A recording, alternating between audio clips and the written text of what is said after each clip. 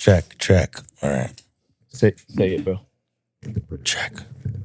No, you're gonna say the badass. Oh. Yes. I got hard again. You got hard this time. I got hard. No, you got hard, dude. So I'm wearing baggy pants today because I knew you were gonna be here. It's like when you go to a strip club. You wear loose pants. You wear sweats. I go with sweats. I want my boys to know. Yeah. I want them to know how hard I am, and I'm not gonna tip still. The gray sweats. Come on, dude. The Fuck gray 'em. sweats. Fuck them, dude. Do I have to be close? No, How does that- I can hear you pretty good there. All right, cool. Yeah. You hear you pretty good on audio? Yeah, you sound great. All you guys sound great. I feel like I don't. I sound good. Yeah, I can hear Sounds you. good. Yeah. Nice. You get the voice too. You get the radio host voice. You got raspy. Oh, really? Yeah. I get told that a lot. That I got a Yeah. good voice Yeah. for like that or like Sex line. Bienvenido. no a su sex podcast. line. No. You know, I smoke a lot now, but I used to be able to do that. That fucking Spanish radio voice. Yeah. I used to be able to do that really good. Hell yeah. You brother. get the voice for it. Huh? cool. Complimenting my voice. I'm staring at his eyes. We might try to fuck right now. What's I going know. on right now, We're bro? on a comfortable couch. I brought him so he can seduce you. Yeah. Keep begging me to be on the podcast. I'm gonna try, dude. It's gonna Yeah. happen. I was actually gonna bring a bottle of tequila, el malo. But instead, you brought food. Like he wants food more than he wants the But then- booze. Yeah, They got and- pan dulce. You guys got everything, dude. I told Johnny I'm gonna bring a bottle of tequila and we're gonna take a shot every time he says badass. Oh, we get fuck. fucked. I was saying on purpose, dude. No. Badass. Sorry, guys. You gotta do another one. Sorry, guys. It was like the last time that you were on the pod. It was for when we did the influencer party. yeah. That time I got fucked up. Dude, And it with was all off free that. booze? Yeah. Dude, the best part about that was the free booze and barbecue. Oh yeah. I The didn't care barbecue. about- I forgot about the It barbecue. was great, bro. That shit was good. Pork wrapped in bacon. To disrespect, that's a great way to like dominate a species, dog. Barbecue. Barbecue, we're gonna eat your bones. I mean, we're gonna eat your skin and your fucking meat, like in the inside. That's fucking sick. Mhm. It's like eating chicken and eggs, like a chicken omelet. Oh yeah. Yeah. That's fucked up. But that's that's so alpha, dude. Chicken. We're eating your mom Chicken and your and babies, omelet. bitch. Yeah. Yeah. Yeah. That's so fucking gangster. It's like the equivalent of like eating the placenta. What the? Whoa. How do you eat No. pussy, dude? What the fuck? Whoa! Like, have you seen like What? there's fucking bitches that they'll give birth and then they'll eat the placenta after. You haven't heard about that? No. What do What you kind have to of call? porn are you What do you have to- watching, bro? What do you have to call them bitches? That's true. Well, I can say the If nice they're eating lady. placentas, The nice dude. lady just had a baby. Are you talking about a If they're real eating- person or a dog? No, dude. If they're eating placentas, they're not women. They're No, like bitches, like women. I'm just kidding. yeah, what did I say? What did I say wrong? I said the same thing. Tomato, dude. Tomato. Yeah. Bitches, women, come on. Sorry. I'm sorry. Women's month is over. I'm not.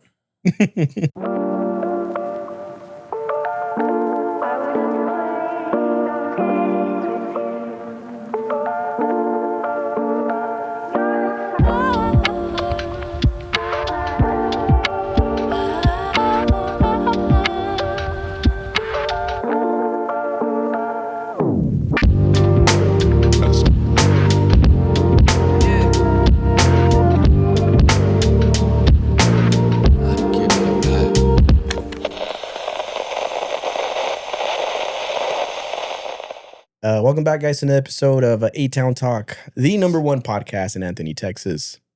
The only. The I was about to say, one. is it the only one? The only one, dog. This is it. Whoa. This is it. You guys are the best and the worst then at that point. Yeah. Right? You guys Oh, are yeah. like, I love that. We don't Fuck like to yeah. bring that part up. though.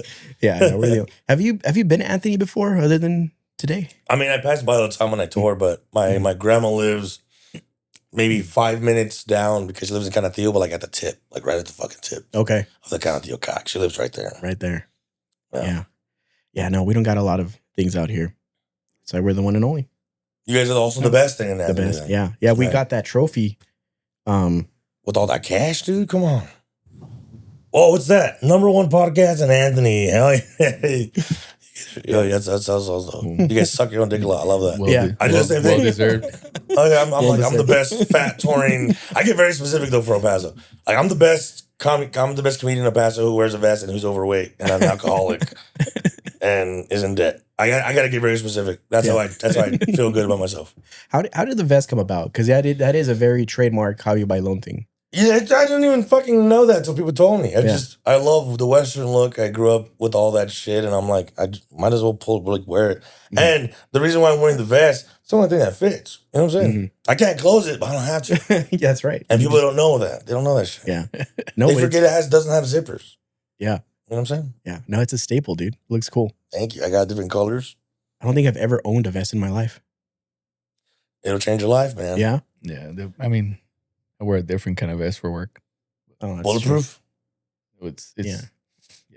You're military? What's shank proof? Shank proof. Yeah. He works at a jail. He's a I was correctional going to say that. officer, You work at a prison? I work Yeah. at a jail. Nice. You're a PO. No, don't tell me. CO. CO. Yeah. He's a You get POS. paid a lot, dude. I've been there for. We're just talking about it right now. 22 years and counting. Yeah. Damn. You work like what, 12 Close hours a to- shift, right? 12-hour shifts. I actually Yeah. worked last night. I worked last night, and Johnny was begging me to be on the pod. And Okay, I was not. I was not. I thought you looked familiar. I was like, I know you from somewhere, dude. Yeah. he's like, bro, the rates are going down, the ratings are going down, and Ratings. Okay. That's how you know he's old. He says ratings. No one's watching live anymore. No one's calling in. He's like, me and Sal talked about it. He's like, I think it's time to bring you in, bro. It's time to bring in the Fuck big yeah, I guns. love it, dude. Yeah. So I love that. I love that he's here. I love his eyes. thanks. I can't believe you guys are related, dude. Yeah. Same mom and dad? Same mom and dad. Nah, your As mom's far- lying. As Someone's far as lying. we know, yeah. as far as Someone's we know. lying, dude. Yeah. Yeah. Call my dad. Does your grandparents have colored eyes or like? Yeah. Okay. But it's like it skips a generation. Like from my dad's side of the family, No. like my grandpa, blue eyes. He looks like super white, Mexican as fuck. They're from Right. Mexico.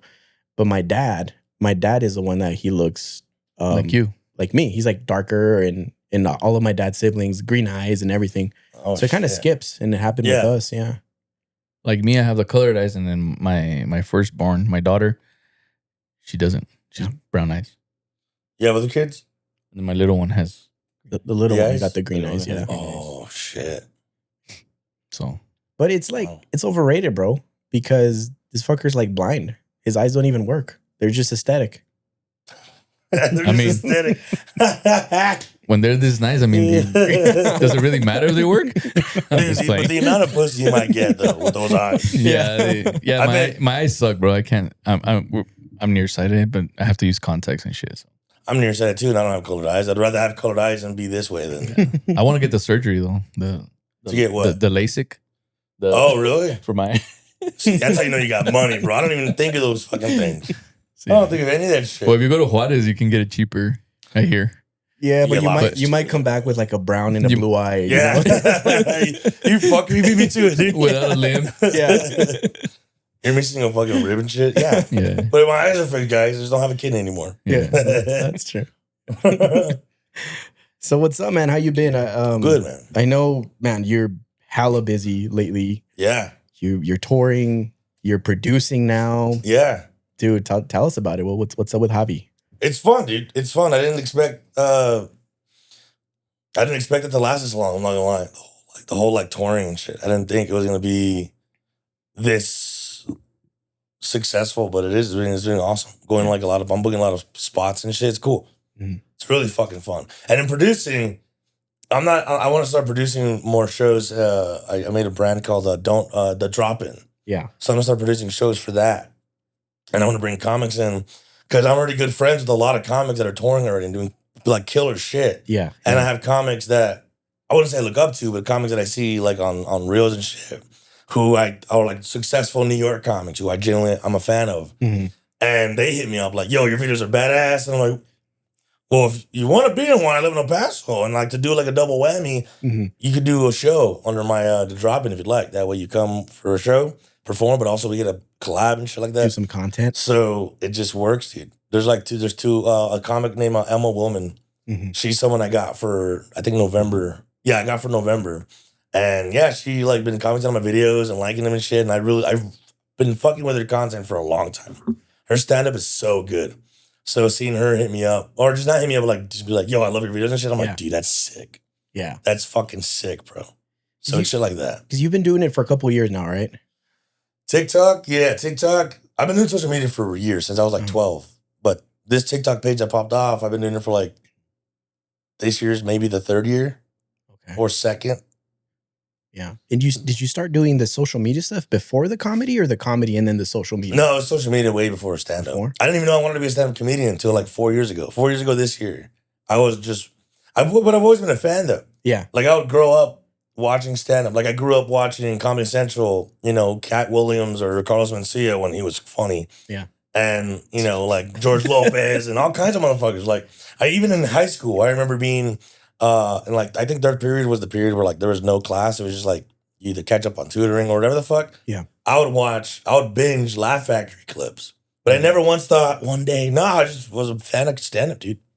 It's crazy. The first stand-up I ever saw was that I ever owned was the Prim Chronicles of Cat Williams. And then the second one was Fluffy when he was in El Paso. That special. I those are the ones I watched religiously before I got onto Dave Chappelle. Dude, I fucking love Dave Chappelle. Bro, I was into a show before I knew he did stand-up. Even though that show he does stand-up. I'm a fucking dumbass.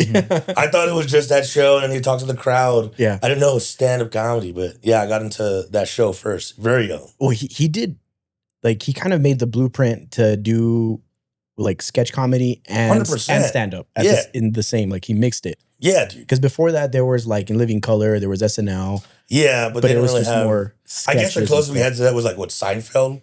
Every episode of Seinfeld would end with, like, a little 1 minute, right? Yeah. But sketch, he was the pioneer, dude. Yeah. And I think Amy Schumer had her own shit. Key and Peele with the most popular one. Yeah.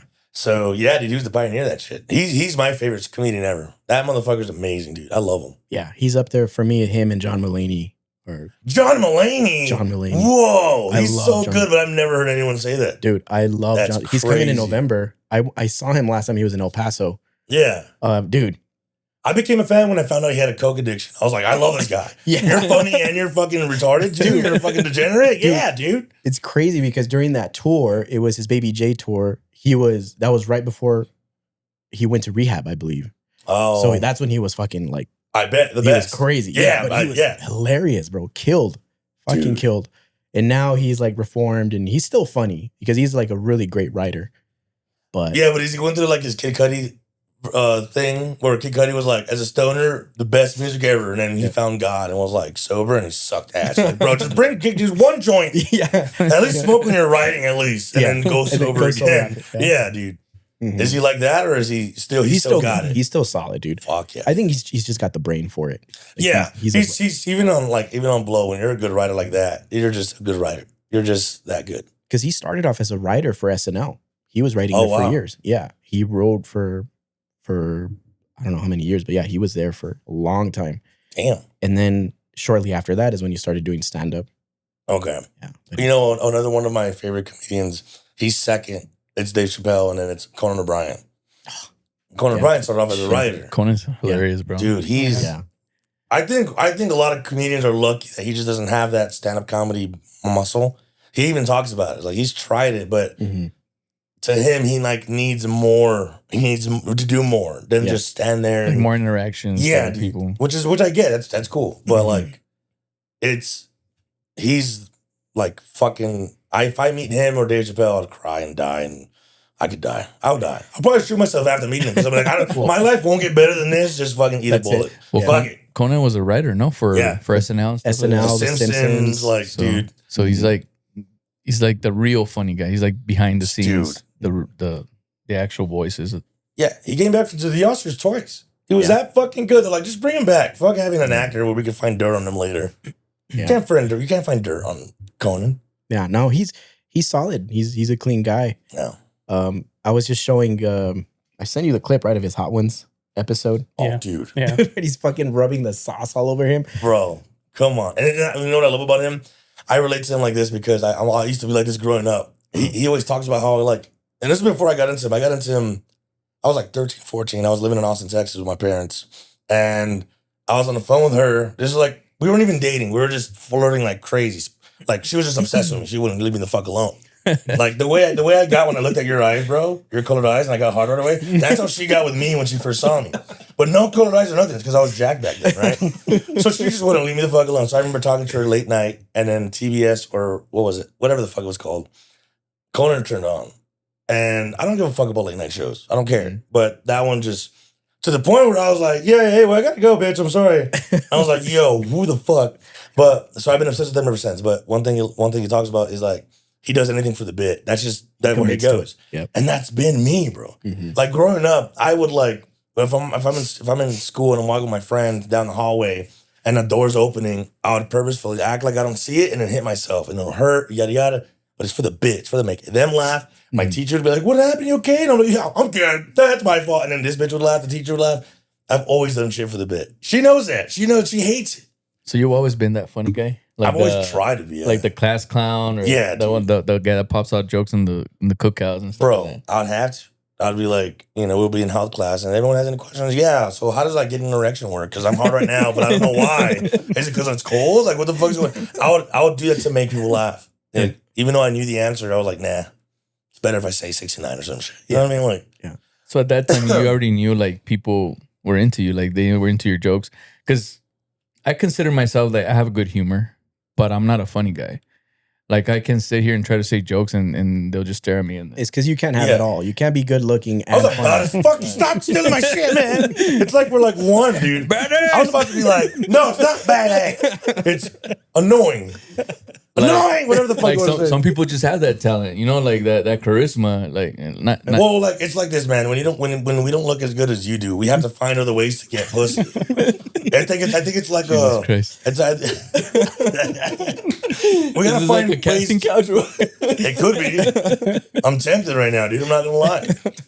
It's like we gotta find other ways to mate, and I know it's not looks, so I gotta juggle rocks to make this cave bitch suck me off or something. You know what I'm saying? I gotta do some shit like that. Yeah. So you didn't just one day wake up and was like, you know what? I'm gonna be funny today and I'm gonna make a living off of it. Like no. Man. It just builds up years and years and years. Like, yeah, dude, I mean, I came out the womb like motorboating my mom's tits and shit. I didn't just suck on them right away. You know what I mean? Like I was always just an idiot. I don't know. I don't have a time frame where it's like I'm funny. So like, what made you do this? Like stand up and stuff like that. Like what triggered you? Because I've always been a fan of stand up comedy. So I was like, I just never once thought like it's stupid, but I never once thought I could do this. Mm-hmm. It just seemed like acting, something that I don't know what I thought back, but maybe it's like it just happens. I don't even know what the fuck I thought. You're like, I have the gift, I'm gonna do it. No, I was watching Dave Chappelle's special. It ends. I'm like, dude, I've seen this Sticks and Stones special 20 times. I love it. I'm obsessed with it. The credits, every time I watch, I still watch the credits and I see the photos of all these other comics that I love. And I'm like, I told my wife, I was like, damn, I'd love to do that one day. That'd be sick. And she's like, why don't you? And I'm like, well, because, I don't know. What the fuck? I don't know why I've never. Well, you're right. So I YouTubed it, Googled it. And then I found out there's an open mic scene in El Paso. And I'm like, all right, let me hit it up. And yeah. It's weird because props to you. It takes balls to stand up in front of. Dude, it took forever for me, months for me to go on stage without needing a beer. And even with a beer, I was still like, hey guys, that's good. But it helped being a class clown. It helped. Did you ever get up there when you were doing stand up at first? Did you ever get up there and crack a joke and then nobody laughed? Oh, bombing? Yeah, dude. Oh, yeah. Yeah. Now I'll say this, not to flex, okay? Not to flex. Yeah. Dave Chappelle, all these other comics that I admire, they'll be like, your first mic, you're gonna bomb. You're gonna eat shit. I didn't bomb. My first 2 mics, they didn't bomb at all. I was the shit. And then the 3rd, 4th, 5th, 6th, 7th, I ate shit and I wanted to quit. And I was like, I don't know if I was made for this. I thought I was the shit. No, I don't know what my first 2 mics were. I just did it. It was great. I got cocky. And then it took me like 7 mics again to do a good set. Dude, that's almost even worse, isn't it? Yeah, dude, fuck yeah. I'd rather bomb right away. That way, like, want to get better. When you're on that high, bro. Yeah. I cried. The first time I bombed, I cried. Not a lot, but I was like, babe, I'm not meant for this shit. Yeah. Fuck it. Yeah, dude, I was a little bitch. Have you always been really supportive about it? Like about his comedy? Yeah. Yeah? She's lying, dude. No, she's never fucking... Be honest, did you think in the beginning, like, hey, he's going to make it? I always thought that because he's always been like, Funny. He has something in him, but he always thought that he was good. Yeah, I'm trying to have him and me next. Well, he's being fucking weird about it. But yeah, sorry. Is he funny at home too? Oh, he's always like this. He's like, he doesn't turn it off. I don't mean to get all personal. I just wonder sometimes, good, like those guys on TV. How's he during sex? The same. I swear. No, I swear, dude. There's some, I don't know how many times. Bro, this pussy's. Dude, I don't know how many times. I remember one time we came home from watching The Force Awakens with the opening night. Yeah. And we're having sex. I'm like, I just go at it, dog. I just go at it. And she pushes me. I was like, the fuck are you doing? I'm like, well, sorry, dude. I got caught up in the moment. I'm trying to get chewy with that pussy. You're doing the chewy. I'm sorry. It's because the force is strong with this one. You know what I'm saying? Yeah, I don't turn it off. I don't know. I don't have an off switch. This is the way. You're gonna enjoy this. You're gonna enjoy this. You want to suck me off without me touching you at all, without asking for anything in return. Oh fuck. That's Dude. funny. Yeah, I don't turn it off, and I don't know what it is. I don't like. There's times where some fucked up shit happens. Like not fucked up, but like serious things happen. And she looks at me right away and she's like, don't make a joke. Don't do this. I'm like, thought of something. She's like, I know, shut the fuck up. And I'm like, all right. But I think for me, because I like to joke around a lot, dude. Even like when our mom died 3 years ago. Oh, I'm sorry. It's okay, man. But like even during the day of the funeral, I was with my friends and dude, I was cracking like dead mom jokes and we had just like buried her. Yeah. But for me, it's like a way of coping and just kind of. Now she ended up grounded. Hey, yeah. Sorry, I had to do it. Sorry, I had to do it. Sorry.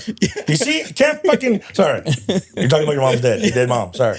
So like, it's just a way of like taking life not so serious because I feel like a lot of the time people are just got like sticks up their ass and like you have to make light of things.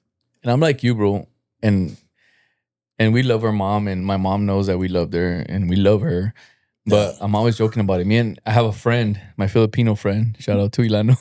We're always joking about it because we both have parents that are gone, and so every time like we got invited to somebody's one of our other friends like their parents' anniversary or their mom's birthday, they did a bagel party. Yeah.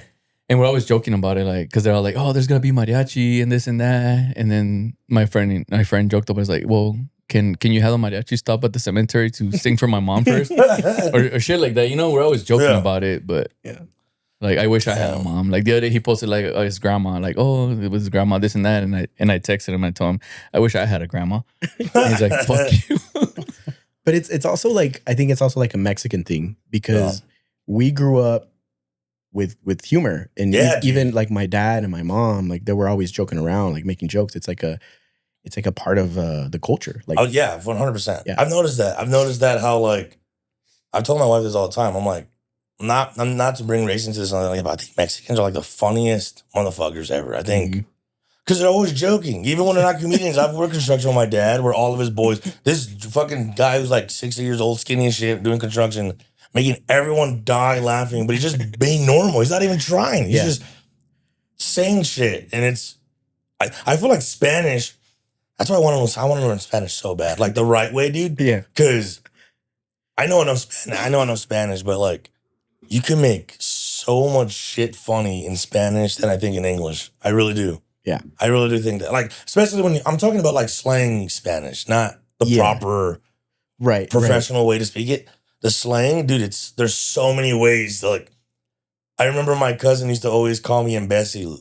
But the way he would say it is stupid. He's calling me an imbecile. Yeah. But it's so, he says imbecile. He'll be like, you're stop being an imbecile. Because you look like you look white as fuck, dude. Yeah. But if you're like, pinche imbecile, whatever, I'm like, I'm laughing. That's funny.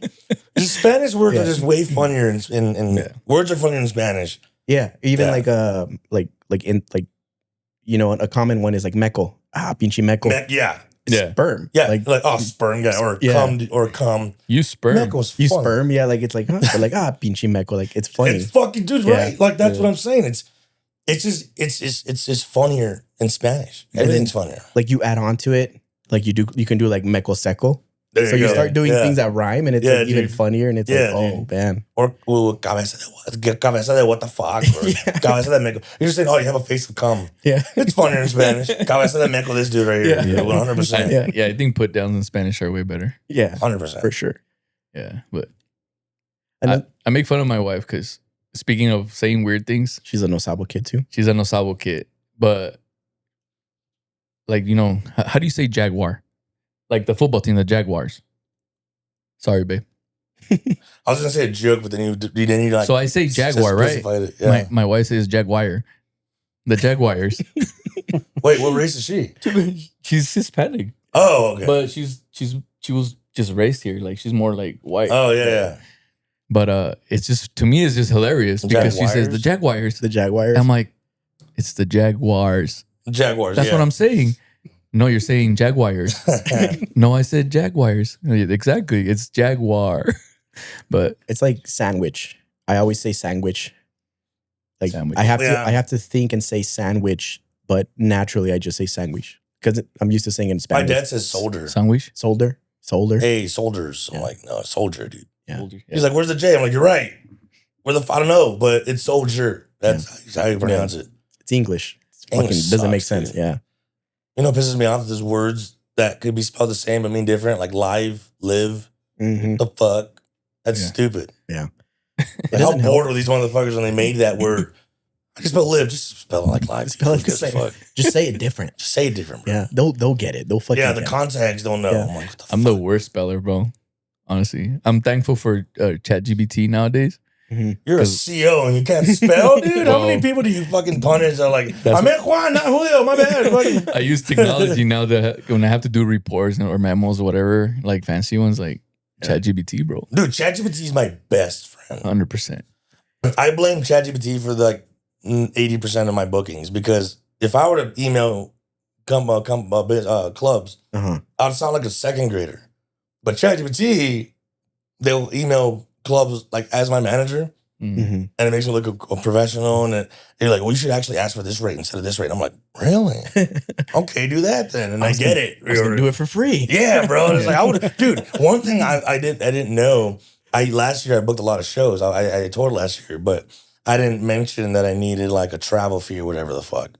And you're kind of supposed to always get that kind of. Yeah. And I never thought about that. So then when I started using ChatGPT, this November, December, and mentioned, well, you forgot to mention you should get a fee for this, by the way, because that's what comics usually do. And you should probably ask for a room and shit like that. And I'm like, what do you mean I should, bitch? What the fuck? And then also a lot of clubs are supposed to pay for the feature and host because they would, if you bring your own, they would have paid for one. If you didn't bring one, they would have paid for one anyways. Yeah. So you mention, hey, I'll bring my own feature, pay them whatever your rate is, whatever it is. So like, let's say, shout out to Anthony Lawson Brown. He has a rate and I respect it. But let's say the club won't pay him that rate, but they'll pay him maybe half or whatever. I'll let them pay him whatever they want and I cover the rest. Okay. You know, but all last year I just kept covering the host and the feature when it should have been the venues. Or I should have asked for a room, shouldn't have paid for all of it. I mean, they don't give you enough for a good room, but it's still enough for a room. And I never asked for that until ChatGPT. ChatGPT saved my life. Dude, even when I get brand deals, I get like hit up to do like a brand deal or whatever. And their first pitch, I used to be like, yeah, let's do it. But now ChatGPT will like, no, motherfucker, ask for this much always, and then let them lower it down or whatever. Now I'm learning shit, bro. I'm a businessman now. Damn. I gotta get a black vest now. Dude. The hardcore now, dude. I'm legit. Whenever you're gonna start doing deals, let me switch my vest. The one with the tie, the clip-on tie. Yeah, dude. Fuck yeah. Yeah. ChatGPT is my best friend. It's amazing when you know how to use it. Yeah. Like last night, my wife doesn't know how to use ChatGPT, and she was trying to use it for taxes. But I know how to use it now the right way. I did what she wanted to do. It would have taken her like 5. I swear, I did like in an hour. And she was so surprised and impressed. And I was like, you got to learn how to use it. You can't use it like Google. It's all in the prompt. How you That is prompt true. things. Yeah. That is true. But also there's ways to not like, even if you don't use the prompt, there's a way. No, you know what? It's all of the prompt. I was about to say, like, you could also, without being specific with the prompt, you can still use the prompt in specific ways, but it's still the prompt. So yeah. Yeah. So I don't know about you, bro. Like we've gotten some backlash on AI usage. So you guys got shit directly, or you're just saying like right now on social media, AI? Yeah. So it was weird at first. The first one that we saw, because we do like collabs with Concordia. We do the stories from the Stones. Oh, okay. Have you seen like Louis post those? Yeah. We shoot content for Concordia. Nice. For one of the videos that I was editing, I used AI images to kind of like further tell the story that we're telling. Yeah. I get that. That was the first time that we got shit for it. And then I used to post a lot of like Sora videos. Like when Sora came out, I was like really into that. Yeah. I did this one video and some guy messaged me, and this is like a pretty well-known El Paso creator.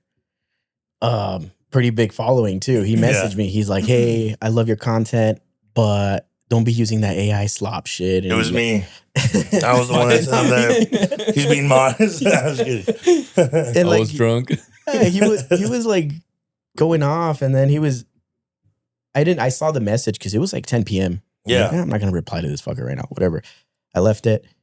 And then he messages again. He's like, "Sorry, I'm a little drunk. I've been having a couple of beers, but it's just but he's like, I just hate when I see creators use AI. It's so stupid and like bad for the environment." Like going off on this shit. Yeah, on your AI photos? On the one of the Sora clips that I had posted. Oh, it was me and Punch the Monkey. Like I was fucking. How's it bad for the environment though? Well, there's this whole thing because AI data centers. Is it like the Jupiter project or what? Yeah, part of it. Yeah. AI data centers use up a lot of water and heat up. I don't know. If only we had a planet that's like 90% water. I think that would if only, dude. I just fuck. If only. I mean, they're gonna build it up there by where I live, no? Santa Teresa? I think so. Yeah. What, an AI company? Yeah, there's a big one that they're working on. Why? There's no water in El Paso. Yeah. Why the fuck? Or Anthony? Yeah. Like, They're it's all desert. Fix my water for Santa Teresa water. No shit. We always El Paso has shitty water too. This shit has poison. Don't shower yourself with it. I was like, God damn, I just took a shower. No, dude, I don't know. They're not wrong. Like AI is threatening. Like it's genuinely is threatening like photographers or like maybe illustrators, maybe not photographers, but like if you want a graphic designers and shit, get it. Sorry, but I also get if you're in a position where you can't afford to hire a fucking graphic designer, or Photoshop or whatever, AI. Sorry. What was I saying? Oh yeah, no, yeah. So like that's what's like. If you can't afford to do that, and you have AI in your hands, yeah, do it. But AI still looks AI, and it's gonna advance, obviously. But like as of right now, yeah, I don't know. It's still not gonna be the same as a. I guess maybe later on. And the other thing, it's a part of everything now. AI it's kind of taking over. It is. It's weird though, right? 2 years ago, it wasn't this. It was everywhere, obviously, even 2 years ago. But it's so much more mainstream now. Coca-Cola's making commercials with AI. Did you see that shit? Yeah. Looks AI, but it looks pretty fucking good. And the amount of money they're saving. And you know what's so funny? They got a lot of shit for it, but they're like, hey, someone had to type in the prompts. We paid that guy. That's true. We paid that guy pretty good. Yeah. So it's like, it's so true. But like with me, I make AI flyers. But I'm good at photoshopping. I already do Photoshop. I've done it for years. I don't like just sending a photo of myself and be like, AI, make a flyer. I hate that. Yeah. So what I like to do is I like to make my flyer myself. Like, and I mean like spend an hour and a half. And then send it to AI to be like, hey, ChatGPT be like, hey, make this polished and do this and add this. That's how I use it. Yeah. Because I already know how to do Photoshop, but sometimes maybe I don't have the right font idea, so I give them what I want, and I'm like, yeah, there you go. Or you know what I'm saying? Yeah. I'm okay with that. It's a tool. It's a tool, bro. Yeah. Use it as a tool, you're fine. Yeah. I think we depend on technology too much, though. It's kind of You're scary. not wrong. You're not wrong. It's like the Terminator, the machines are going to take over, bro. You're right, though, man, but look at the benefit, though. Dude, would you rather be like a caveman and be in your room and just like imagine what Mia Khalifa looks like naked, or would you rather like beat your meat to that shit? Exactly. Yeah. Like, I'll see a video of it and you're like, you know what? Thank God I don't have to just imagine. I guess it does have more pros and cons, but I think like when I think about it, like even like at work and stuff, like my dad sometimes like, man, we depend on technology too much. Way too much. But we're in too deep. Like Well, you can't read those, so maybe you depend on it way more than, or you can't write. What is it you said? You can't write well? I suck at spelling. Yeah, so you're like, maybe you're thinking like, dude, we gotta stop with technology. And everyone's like, dude, just learn how to fucking write better, dumbass. Read a book. Yeah, maybe read a book, idiot. No one's using it like you are. No, guys, like we're on our phones all day. You are, dude. Maybe you learn how to spell. I'm just fucking with you. No, you're good. Do you guys pay or do you use the free versions? I pay for it. You pay for it? No, I have to though. I'm cheap. I use a free. I'm still in the free. And Yeah, the the thing pops up that, you can get You've this hit your for limit? for a month or for a year. I'm like, nah. You I reached have- your limit. I Sorry. use it too much. I start using a different I need email it. account. They're free. I used to do that with the subscriptions, like on like Netflix and shit. Yeah. Whichever ones give like a month for free, I just make a new email. Still haven't got it. Now I have money to pay for it, but before yet. Oh, I have like 30 different accounts. I would just use his. Honestly, yeah. Hey, what's your Netflix account? Or like the other day, like, was it Disney or OnlyFans? Oh. Yeah. My Pornhub. what's your Pornhub account? No. What's your Disney? I need to find someone with that shit. It's bad in Texas. It's stupid. It is. Yeah. It's so stupid. Yeah. Though this is a free country. Yeah. Land of the free. Yeah, right. Now you can't eat Cheetos red color no more. You got to get the fucking, what is it Oh called? yeah, they're taking away the red dye. The red dye. Yeah. I want the on my fingers. You know what I mean? I like Yeah. sucking on that shit. Sounds gay. Cheeto fingers. Huh? The best part of eating Cheetos is the sucking afterwards, bro. And now we're not gonna have that. It's bullshit. Do you remember that Dorito commercial from a Super Bowl a couple years ago? Yes. The glory hole. The glory hole, dude. The fucking glory hole, dude. They missed an opportunity to have someone just dip their dick in the back of Doritos and just slip it in. I think I'd be like, it's Doritos, dude. You know what I mean? Like, that's how good they are. You don't care if it's on a cock. You still suck on that Dorito dust. Yeah. It doesn't matter, dude. Good Yeah. stuff. Good That's stuff. that's a good trailer Yeah. or a commercial. So another thing I wanted to bring up with the whole AI stuff, you know, there's like AI slop and stuff. I've been getting on TikTok those the fucking fruits or vegetable AI clips. Have you seen those? No. Oh, dude, No. it's Like, like are you talking about gays and like cripples, or like what do you mean by like an fruits and vegetables? What are like we an talking apple that's about? talking or what? Oh yeah. Yeah, Okay, yeah, my yeah. bad. My mind went to. Oh, they're eating. No. no. So there's like scenarios, and it's usually fucking strawberry. They have names. It'll be like Banana Man or whatever. I don't know. But it's usually like Banana Man. You see that one over there at the Chihuahuas games? no, not that one. Have you ever seen that? You ever No. go to Chihuahua? I've never been to one. Sorry. I've been invited, but I don't go. There's a guy that's always dressed like a Chihuahua, like a banana. Yeah. And then people just go up to him and they give him free drinks. And then he'll chug it. And then people will be clapping. And he's dressed like a banana. And he'll just be like getting crazy and stuff, like cheering. And people will just buy him a beer and just so he can chug it. Babe, go on Amazon, order me a banana suit. We're going to Chihuahua's game. We're going. I've been invited twice by the Chihuahuas to go, and I haven't gone. You haven't gone? You've No. never been to a game? Because I'm on tour. Oh. They will okay. always be like, for example, like Stephanie Hahn, Mhm. she invited me to her show, and I can't go because like she's gonna hook it up with tickets for her show. Yeah. But I'm in California. Damn. I'm doing the Laugh Factory that day. Hell yeah. No, what am I doing? The store? The comedy store. I'm doing the comedy store that day. Is that the one that's haunted? Yeah. Dude, it's fucked. I have a story with that shit. It's fucked up. But sorry, I don't want to interrupt you. You're talking about fruits and vegetables. Oh, no. No, dude, that shit's gone. we fucking, like, I'm this sorry. was interrupted. Yeah. I'm sorry. My bad. No, I told you I was going to take over. It's just stupid, like brain You see, rot. AI's taking over even this conversation, dude. Stop AI.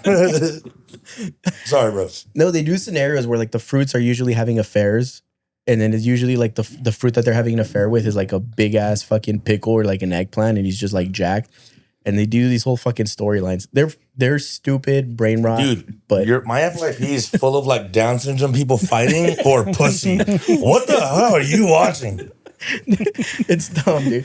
It's That's not an AI problem. That's just your FYP, dude. Yep. You gotta watch better shit. Your algorithms.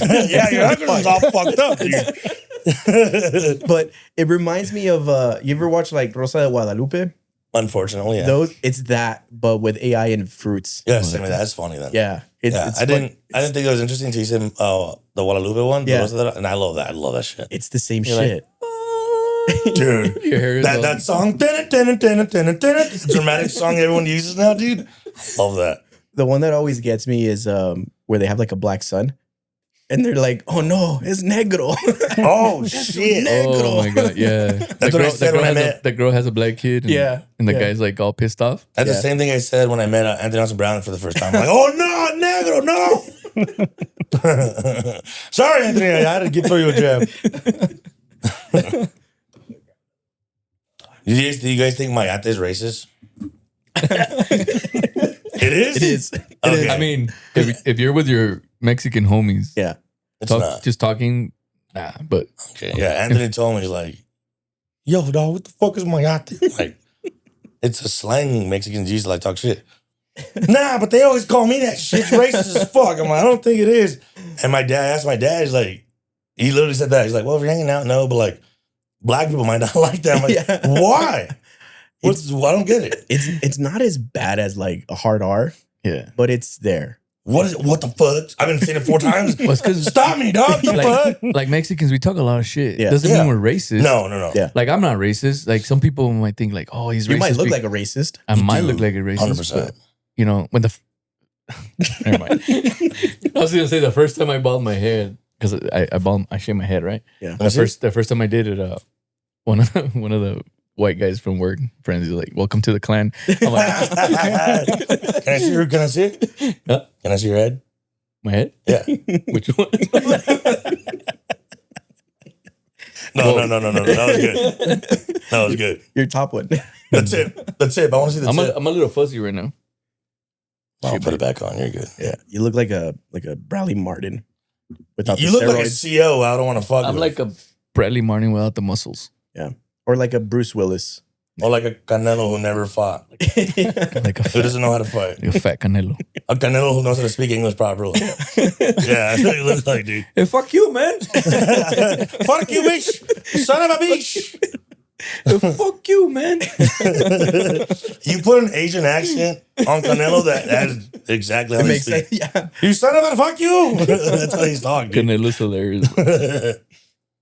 Tell me about your upcoming shows, man. I know you got you're gonna headline the comic strip here in El Paso again. Yeah, April 23rd. Yeah. Yeah.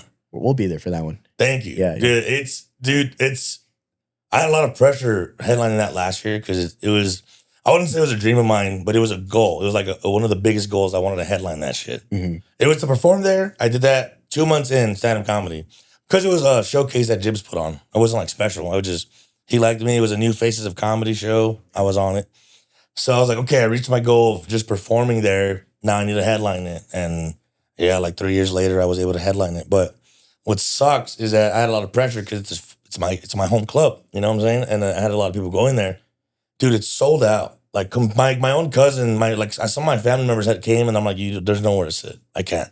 Mm-hmm. If I get less this time, that's gonna suck. That's what the pressure is. Like, now I gotta do that again. Yeah. Otherwise, it's gonna be like, nah, I fell off, dude. He fell off. But no, we're like at 50 tickets right now, even before ads and shit. Well, I got a 5th ad, but like before. That was like a week ago. What's the capacity for that place? 250. 250? Damn. And I'm not doing comps. I told them no comps. Last year I had comps. And that was weird. Having people be like, who are you? I'm like, who the fuck are you, bitch? I don't know. Like they had like a birthday gift card or something. Now, like veterans, I want them free, obviously. Police, I don't care if they're free. I love that, right? But like, if you got a coupon, just stay home. We're not. Because I gotta know also, like as a comic, now that I'm headlining, I gotta know who's there because what pool I have and who's there because of comps. I don't mind comps. I'm okay with that. But I'm at that stage right now where I need to know where I'm at. I don't want to sell out a club and maybe half of it's comps and maybe like, hey, I know how to sell out. And then if I do a show somewhere else that don't do that and then they get less, I don't want to get in my head where like either I'm falling off or I don't want to get in my head of like what am I doing wrong? You know what I'm saying? So it's more of like, I don't care if it's 100 people that show up. Then that's how I know. Now I know the pool of El Paso. You know what I'm saying? Like now that I told them no comps. So that's why I'm doing it for this one show. Cause but usually what I do is I'll do like early bird tickets. So like those are, I didn't do that with the strip because I don't handle the tickets. But if I do a show where I use Aaron Barber's Massive Ticks website, shout out to Aaron Barber. We'll do early bird. So like if you get tickets early, you get them like 10% off, like $10 off. Okay. I do that. That's good. Yeah. Like 40 to 50, $10 off. And then the rest is just normal, you know? If you need an opener, dude, Sal. Yeah, he's so quiet. Love him in the open. I love for him to go up there and just fucking. He's silent but deadly, dude. Turn on those fucking Ray-Bans, dude, and you're good. Those meta glasses? Heck yeah. Are you gonna do your stand-up today? got no I don't jokes? think it's on the agenda. Do you legit want to do it? Real talk. I told Johnny when you guys first did that, I told Johnny you guys should do it in every episode. I think that would be hilarious. Yeah, so we did like a running bit where Sal would do a joke every episode. Okay. Like an actual stand-up joke. And he wrote it like Google. No, we only got like 2 jokes in. 2 jokes in.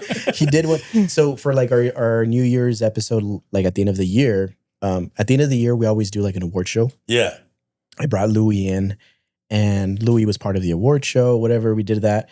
And then Sal was going to close it off doing his joke. Yeah. He ended up just roasting Louis for like fucking 10 minutes, dude, the whole time. Well, it's easy. It's Louis, but I get it. That's so good. I don't know. It just happened. Came natural. Do you care about stand up? Like, do you want to do it, or you're like, nah? I mean, if I ever could do it, I think it'd be awesome. But I don't think I have it in me. Like, Why? I start laughing at my own. My wife does the same shit. She'll go on stage and laugh. Yeah, just do it. To do that one, I was laughing at the beginning, and I had to fucking bring it in, and then I finally got up there and I started roasting him. But that's good, dude. That's how you start, man. Just do it. Yeah, let's go, dude. You're like, what's cool about stand-up comedy, I think, is like I feel like, and I could be wrong, so obviously call me out if I am, but like if you start acting, I feel like you get a lot of people that'll be like, don't do it. You're suck. Just stop. Because like even though you're new, they'll be like, I feel like acting that scene is more like up their own ass. So I'd be like, you don't got it. But if you do a mic and you suck, none of the comics are gonna be like, you don't got it. They'll be like, yeah, just get better. Just keep going. Yeah. Now, if you do it for a year and you eat shit every fucking mic, then you'll get the whole, dude, stop coming. What are you doing? Yeah. What are you, stop it. Now, there's a couple comics in El Paso that did that. We're like, please stop. Stay home. Because you're not doing nothing. You're not getting better. Mm-hmm. You don't need to be the greatest. There's comics also in El Paso that have been doing it forever who got better, but they're not like worth booking yet, or maybe they're not worth taking on the road. But you could at least be like that. They got better for sure. But that's what I love about the comedy scene. It's like if you suck and you're new, I think that's the first thing people ask. They were like, "How new are you?" Whatever. Then if you say a month or 2 months or 3 months or whatever, they're like, "Shut the fuck up, dude. You're fine. Fuck off. Like, just get better. Like, just keep going." And I like that. Has there been like any huge comedians that come out of El Paso yet? I don't. Yeah. Well, okay. I forgot his name. There's this one Viner. Mm-hmm. He's Nico told me this guy. I know who he is. Like, he showed me. I'm like, yeah, it's that guy. He from El Paso, popped off on Vine, like got big, moved to LA, I think, and got even bigger. Mm-hmm. And then now he's doing not stand-up comedy. I don't know if he's a big stand-up comedian. I think he is. I'm not sure. But I know social media-wise, yeah, he got pretty big. He's big. Yeah. Yeah. I think that's also, I won't say it's the issue, but I think with people like you who are finding success and are making a name for yourself, it's also giving like inspiration to other comics, because now they're like, oh shit, Javi made it. Like I can make it now. There is you're kind of like setting a bar and a standard, and people are realizing that you can do it.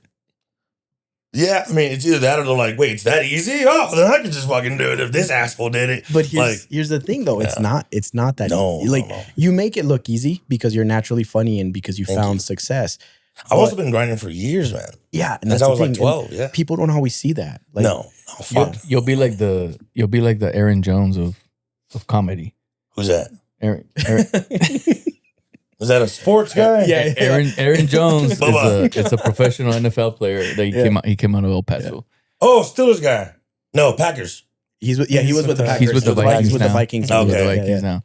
And he's always representing El Paso and stuff like that. So okay. Dude, I'd love to do that. But the thing is, no one knows I'm from El Paso, Texas, and I live there. I don't know. Dude, maybe you could blow this clip up and clip it up. I want to keep it that way. No, dude. No. Good. You're from all we know is you're from Austin. Dude, I get noticed, dude, every time I get recognized and when I go out. Mm-hmm. It's either, what are you doing in El Paso? Are you passing through? Or you have a show here? Or like, yo, why are you here? Mm-hmm. I'm like, because I live here. I'm from here, motherfucker. It's not just Crystal Poppin or Khalid or Mia Khalifa. It's also your boy, dude.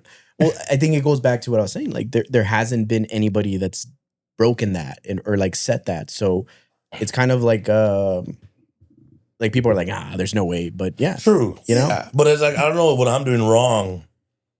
That like, now I'm sharing more photos of like Christian churches, his photos. I share them more now because I'm like, yo guys, I'm from here. Yeah. And I'm sharing a photographer's photo from El Paso. Yeah. Get the fucking hint. Like it's weird. It's weird. I feel like I've seen no, I don't want to sound like a diva.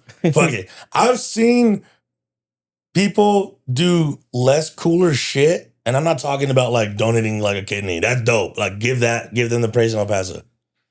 But I've seen people in El Paso do like lesser accomplishment. Okay, so it's like an asshole. Basically, I'm like, I'll see someone getting like a lot of fucking recognition for doing something that I'm like, what? Uh-huh. But then what I'm doing, I'm like, come on, man. I'm doing good too. Yeah.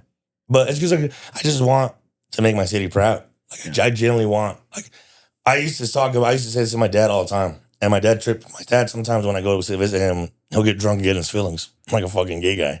And then he'll be like, I used to remember you telling me like, because my dad's always been supportive. Always. Like even when I shouldn't have had his support, he was like, just keep going, keep grinding.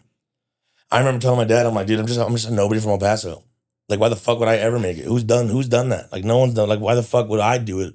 What's special about me? And I did it. And my dad always brings that up. I was like, remember when you told me that shit? And now look at you. I'm like, it's true. But like, I want to make my city proud too. Like, I genuinely want that. I want another overweight, unemployed, fat guy from El Paso to be like, you know what? I could do it too. Yeah. I would like that. That'd be cool. Yep, dude, you're gonna do it, man. You're already doing it. You're already making me proud. Yeah. I don't know who you were, bro, until Johnny. Until right now. I'm gonna be honest, bro. I'm not trying to be rude, you know. No, but, I'm not. No, you're fine. But I didn't know who you were till today either, bitch. Well, I just saying. When I saw you when they did the comedy thing and stuff like that, Johnny started posting you more and stuff like that. Like, and then when you told me you were gonna be in the pod, I started following you, and then I was like, damn, like this guy's legit. Like this guy's he's really funny. Like, thank you, man. And then I started seeing all your work and stuff like that, and I was like, damn, bro, like you're doing good, bro. Honestly, thank you, brother. Appreciate it. Yeah. Get a beer, motherfucker. Cheers, my latte, dude. You're a CEO. What if one of your guys sees that shit? You're doing good, bro. It's because, dude, I just got an endoscopy done, and because I was starting to have problems with my stomach and shit like that. Oh, okay, my bad. That's the one that goes up your ass? No. I wanted that one, but the one that goes down my mouth, down my throat, but. Well, anyhow, the doctor's like, open up real quick. No, you're fine. No, I'm good. They just said to cut down a little bit of alcohol and stuff like that. Anything that triggers your acid. Okay. I get a lot of acid reflux. Me too. It sucks. But anyhow, anyhow, you're doing Thank good, you, man. You're doing Appreciate good, it, bro. Honestly, yeah. That's what I'm saying. You're like the Aaron Jones of comedy, bro. Or what's the other one? Hernandez? Aaron Hernandez? I hope not. Will I Hernandez? hope not. He plays with the Cardinals. Like all these guys from El Paso, bro, they're representing. So like they're actually bringing El Paso to. You're not making me feel better, dude. Like we have this athlete from El Paso, this athlete, and then this fucking overweight piece of shit. Even Crystal Poppins fit as hell. So it's like we have these fit, good-looking, beautiful people, and then there's Javi. This vest that and then there's what was the chick she went to YouTube? Mia Khalifa. Yeah. Another fit with fat tits, beautiful. Yeah. Keep adding more. Khalid. She found Jesus now. She's good. Yeah, I've seen her OnlyFans, dude. Yeah, right. Found Jesus. She was like, dude, her story's so crazy. She did porn, popped off like crazy, like no one's ever done. And then stopped out after a couple of months. Like, guys, let me be a basketball reporter. I want to do that. I don't want to be a whore. And then she gives people shit for calling her a whore and only knowing her for porn. And then does OnlyFans. And now she's an OnlyFans person. And she'll do makeup while her tits are out. So I'm like, what are we doing right now? Just stay, you're fine. Stay beautiful with your tits out. I love it. Just milk it, you know? There's talent in El Paso. Keep doing mukbangs with your tits out. Badass. My wife's here. I shouldn't have invited her. Are you gonna edit that? No, we're gonna clip it actually. And tag me a Khalifa. Yeah. Give me a free subscription, please. Yeah. Oh, you're editor. You're the editor. Yeah. You got it. Well, speaking of El Paso, my brother, for some reason, decided to bring some pan dulce I love it. from one of El Paso's most notorious bakery, La Bowie Bakery. You know, I could tell because of the chocolate donuts. Mm-hmm. They always look like that. Yeah. And so thank you. I just wanted to be on the pod, bro, and He's like, I'll bring Bowie Bakery. I'll bring food, bro. You know? Javi wants beer. Like, he wants beer and pan dulces. I'll bring coffee and food. Yeah. I love it. So we're gonna let's try one out, man. If I'm being honest, I've never tried Bowie Bakery bread. Really? Ever.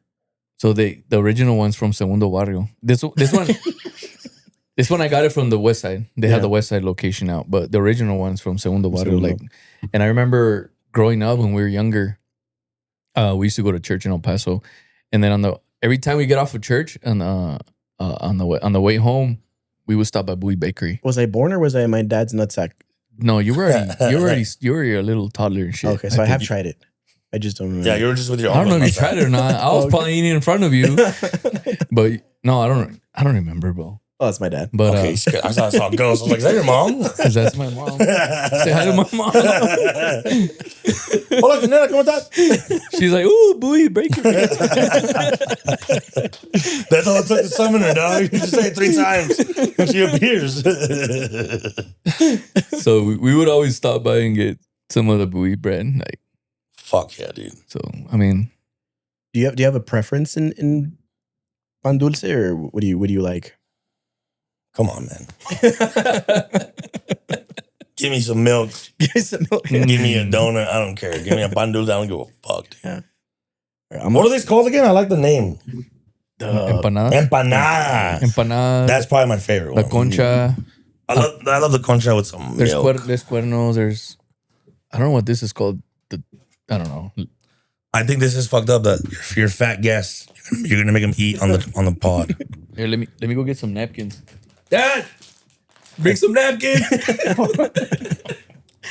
We're just gonna lick our fingers, bro. You guys want to lick your fingers? Or? I want you to lick my fingers. That's what I want, bro. So, a fun fact about Bowie Bakery: George W. Bush, former president George W. Bush, visited Bowie Bakery back in '95, dude. And there's a fucking picture of him fucking holding like a little pan dulce and a bunch of Mexicans behind him, dude. Crazy. That's fucking funny. Mm-hmm. Are you serious about licking the fingers, or you want a napkin?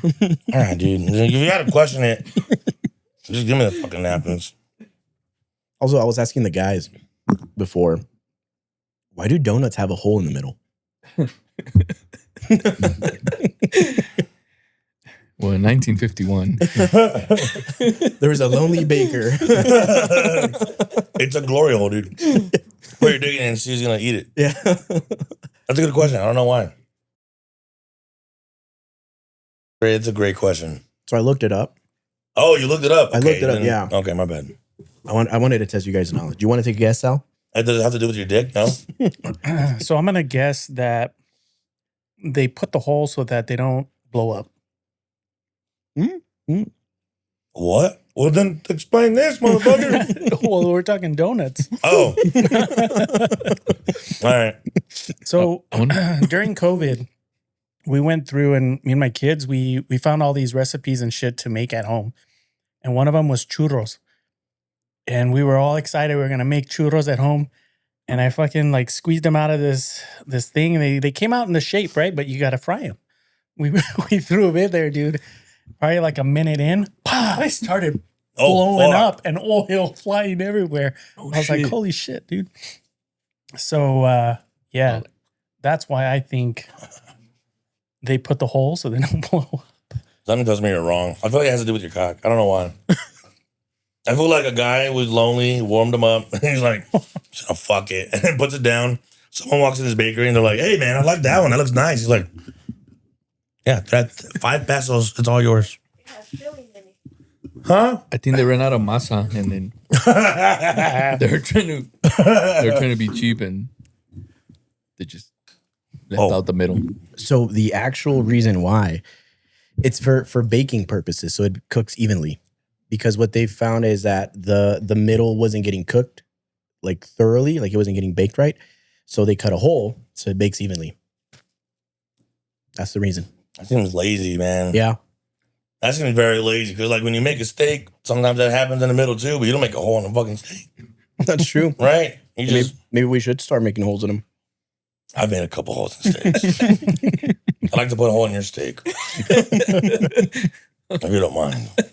It's a medium rare steak. But Badass. very raw steak. Nice and pink, how I like it. Mm-hmm. Mom? Yeah, I have another one. I'm over here drinking all the beers. Bro, they're all yours. It's just me and you today, man. All right. No, but to go back to your question about the shows, man. Yeah, I got you know what's so cool, dude? I this year I'm booking. This year I booked 2 shows, 2 clubs that I cried when I booked them, which was the Comedy Store and the Laugh Factory. Those are 2 clubs that were so like I just dreamt about performing there when I started stand-up comedy. And like I said earlier, I used to binge watch the Laugh Factory clips on YouTube, but never thinking once like I'm gonna perform there. I never thought that. I was just a fan. I'm gonna do the Comedy Store on a Sunday, and that Thursday I'm doing the Laugh Factory, literally back to back, same week. Damn, dude, I still hasn't processed that I'm headlining too. Yeah, I'm not just performing. If I performed, I still would cry and everything. But like, yeah, I'm headlining. Like, oh, dude, I'm blessed, man. I really am. Do you believe in manifesting? Yeah. Yeah. Yes, 100%. 100%. I remember manifesting specific things. You know what sucks about that shit though, dude? I remember manifesting shit that happened, like at the Strip, doing the whole phone thing I do, doing this and shit like that. But then sometimes I overthink about like death. Oh. And I'm like, no, don't manifest that. Just like fear that. Don't manifest it. Because I believe in manifestation. Or like a gay thought. And you're like, oh, fuck. No, yeah, like- no. The gay thought is on the manifesting category. Okay. Yeah. I'm having one right now. I'm manifesting something right now. Green eyes, look over here. he's cleaning up his lip. He's like, no, leave it on for me. Motherfucker, let me get some chocolate. Leave on the glaze for me, dude. What are you doing, dumbass? Yeah, I do believe in manifestation. Yeah. So here's the thing, because I hear people always talk about like, oh, manifest this, manifest that. I do believe it to a certain extent. Sure. For me, it's more like God. I believe more in God. Yeah, me than I do like it's like the destiny or whatever. But I think it's also like how much you want it. Yeah. And how much you're willing to chase it. Yeah. Because there's people like that want things, right? I'm pretty sure there's a ton of other comedians here in El Paso who would love to do it, but they're not putting in the work. Yeah. They're not taking the time to figure it out and doing like going above and beyond to do it. And I think that's like a certain extent. There's a saying I love, which is faith without work is dead. Yeah. So it's like you could have faith in anything, but you can't just sit there and be like, I have faith that I want to get a Mustang one day. If you're not going to work for it, that's a shitty, because everyone can get a Mustang. But you know what I mean? Like, headline the Laugh Factory. If you don't do stand-up comedy, how the fuck are you going to do that? Yeah. Let's say you're doing stand-up comedy. If you don't get better, how the fuck are you going to do that? Also, if you stay in El Paso and don't network, how the fuck are you going to do that? Yeah. I got the Laugh Factory because my homie Chingo Bling, I don't know if you guys know him. He's a great comedian. You know, we've been tight as fuck. He took a chance on me. We've been fucking. We're gonna do something. We're gonna do something fucking dope later this year. I can't say it now, but we're gonna do some dope shit later this year. And yeah, but he hooked me up with the booker's email, and you know we got in contact. But I still had to put in the work as far as like showing. Like he wasn't like, oh, you're Chingo's boy. I got you. You know, dude. I had to show him shit. You know what I'm saying? Yeah. I won't get into it, but it wasn't an easy yes at all. Neither was the Comedy Store. The Comedy Store, I have a buddy of mine. He's a great, great dear friend of mine, Saul Trujillo. Love you, Saul. Shout out to you, motherfucker. He that's another one, like an example of someone reaching out to me because of my videos, and it's someone who's like a paid regular at the Comedy Store. Yeah, he has his name on the Comedy Store. That's such a big deal in the comedian world. In the comedy world, stand-up comedy world, having your name on that store, such an iconic, legendary store, having your name on that is like Oscar. You won an Oscar with that shit. It's a notch on your belt. Dude, fuck yeah, bro. Yeah. And it's like, it's one thing to perform at the store, headline the store, but their name, fuck, dude. So he has all that. And he also helped me, he got me in contact with the right people. But again, it was like, cool, you're friends with him. I need to see this, that. The store was more complicated. I had to show them way more proof. And it's not just talk. Like they can see the followers and be like, sure, but like, where's the proof? And either you sell out or that you're even good. Yeah. And dude, by the grace of God, because I never had a good video of my set. Because it's either my wife, but either she's laughing, so you can't hear my jokes, or she's shaking. But it's not her fault. But like, or she's shaking it. I got to figure out how to film my shit better. But I did the improv right before I booked the store. So I showed them that. I showed them like a whole 30 minutes or 20 minutes. I forgot how much. So they're like, okay, yeah, you're good. And because thank God, if I didn't have that, I don't think I would have gotten in the store. Damn. If I didn't have the footage of at least 20 minutes, I think I was like 25 minutes they wanted. Mm-hmm. If I didn't have that, dude, I wouldn't have gotten in the store. So what do you think is harder for you, writing jokes or the crowd work? Probably writing. Crowd work has, I don't know, I sound like a fucking asshole. Crowd work's never been hard. Mm-hmm. I started like, before stand-up comedy, I used to stream a lot. Like a lot, hours and hours and months, maybe even like years I would stream. And I never wanted my stream to be like, hey guys, do I go left? Cool. G's in the chat. I never wanted to be that streamer. Yeah. I wanted to be, you're going to laugh every time. You watch my stream, you're laughing every second. Yeah. Which means I'm seeing a lot of shit that doesn't get laughs, and I'm seeing a lot of shit that gets laughs. So when I did stand-up comedy, I would write my jokes, but like, let's say I only had 3 minutes. Then I'm like, well, I know how to talk to the crowd and be stupid. Like I said, when I'm growing up, I used to want to make people laugh on purpose for no reason. So I would talk to people and make jokes and fuck with them. And I learned through the comics that it was called crowd work. I didn't know what that was. So that's easy for me. I didn't train for it. I didn't practice it. I've been asked tips on how to do it. I don't know. I don't have I could give you tips on how to write, even though I'm not there yet. I'm not an amazing writer, but I could give you tips on what I do to try to be a better writer, but it still takes time. It's a muscle. You got to work on it. But crowd work, I don't know. It's just your natural funny bone. And then also, the more I do it, because I get booked more, the better I'm going to get. So like, what I used to do is be funny, make you laugh, all that shit. Now, what I want to do, and this is how I'm trying to evolve my crowd work, I want to be more witty. So I want to be able to talk to you and say a badass joke. And I want to be able to talk to you and maybe call back to that guy. That's something I'm barely learning how to do because I never did that. I used to just, like San Diego in December, I did, how much time did I do in San Diego in December? Like an hour? Dude, they wanted me to go longer. The show was already long. Yeah. I went past my time and I did like an hour and 20. Just crowd work. Damn. But I couldn't get into the material. I wanted to, but I made them laugh. And then someone else said some dumb shit. I was like, okay, I'll talk about this. And the whole crowd was rowdy and laughing. And it was the energy. It was like 70 people there. It was insane. I've never done crowd work that long. And it was just amazing. But I saw back the footage. I loved it, but I wasn't a comic. Like, well, because my friends who were there, like Benny and Anthony and Josh Ryan and Paul Ramirez, they were like, that was amazing. You were funny as fuck. But in my head, I'm like, but I wasn't like witty enough. And I didn't say a lot of punches. And I didn't do callbacks.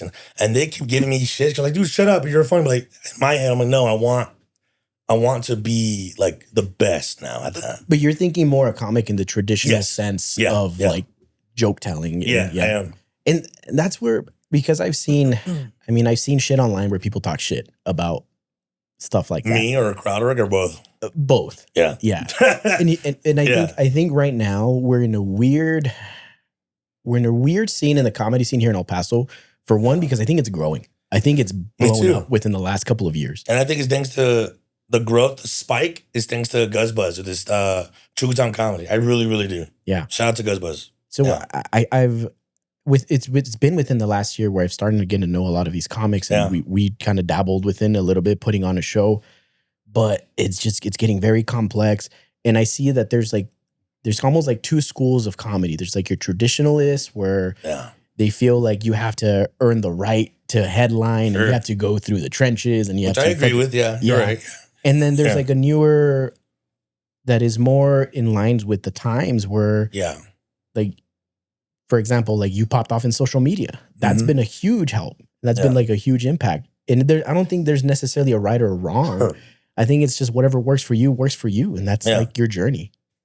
I agree. I agree with that too. I don't ever knock anyone. Very old school ones like you have to, do, hosting, do the showcases, then you feature for years and grind on that, and then you can headline. I'm not against that. I'm okay with that. That makes sense, and that's how it should be.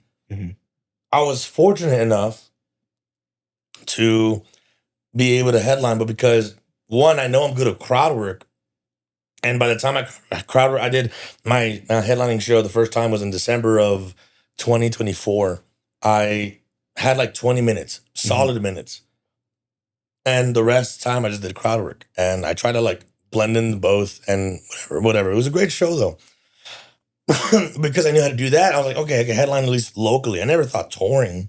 I never thought I should do that. Mhm. It was just, I'll do a local show for my fans, not just a meet and greet. Oh, no, I'm a stand-up comic at heart. I did that first and then TikTok came, right? Mm-hmm. What sucks about that though is that the hate that I got, for example, I did the grind and I didn't get booked in the city because I said a lot of dark shit. Mm-hmm. And what pissed me off about that was, it's okay. You don't want my dark jokes in your show? Cool. But like, don't mistake it. I am fucking funny. Yeah. I've done shows where I get a standing ovation. Maybe it's like 20 people, but I still got that. Or I done shows where I fucking kill it to where people want to take pictures of me.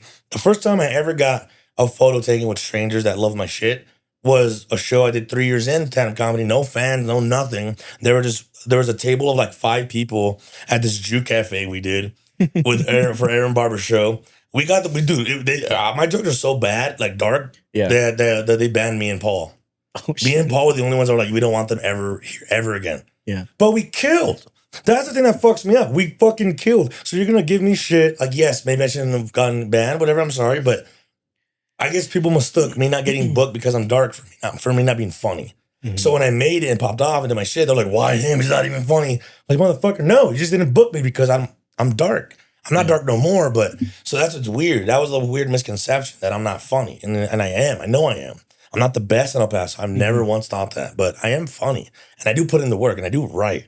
And that's another thing that trips me out. A lot of these guys that talk shit, they don't see the work I put into it. They don't see the grind. They don't see the passion I have for stand-up, like actual stand-up. Yeah. So when I do shit, they don't see it, but they're like, oh, now he's doing this, fucking idiot. Oh, he doesn't even deserve this. It's like, dude, I don't think I'd be headlining this long. A year?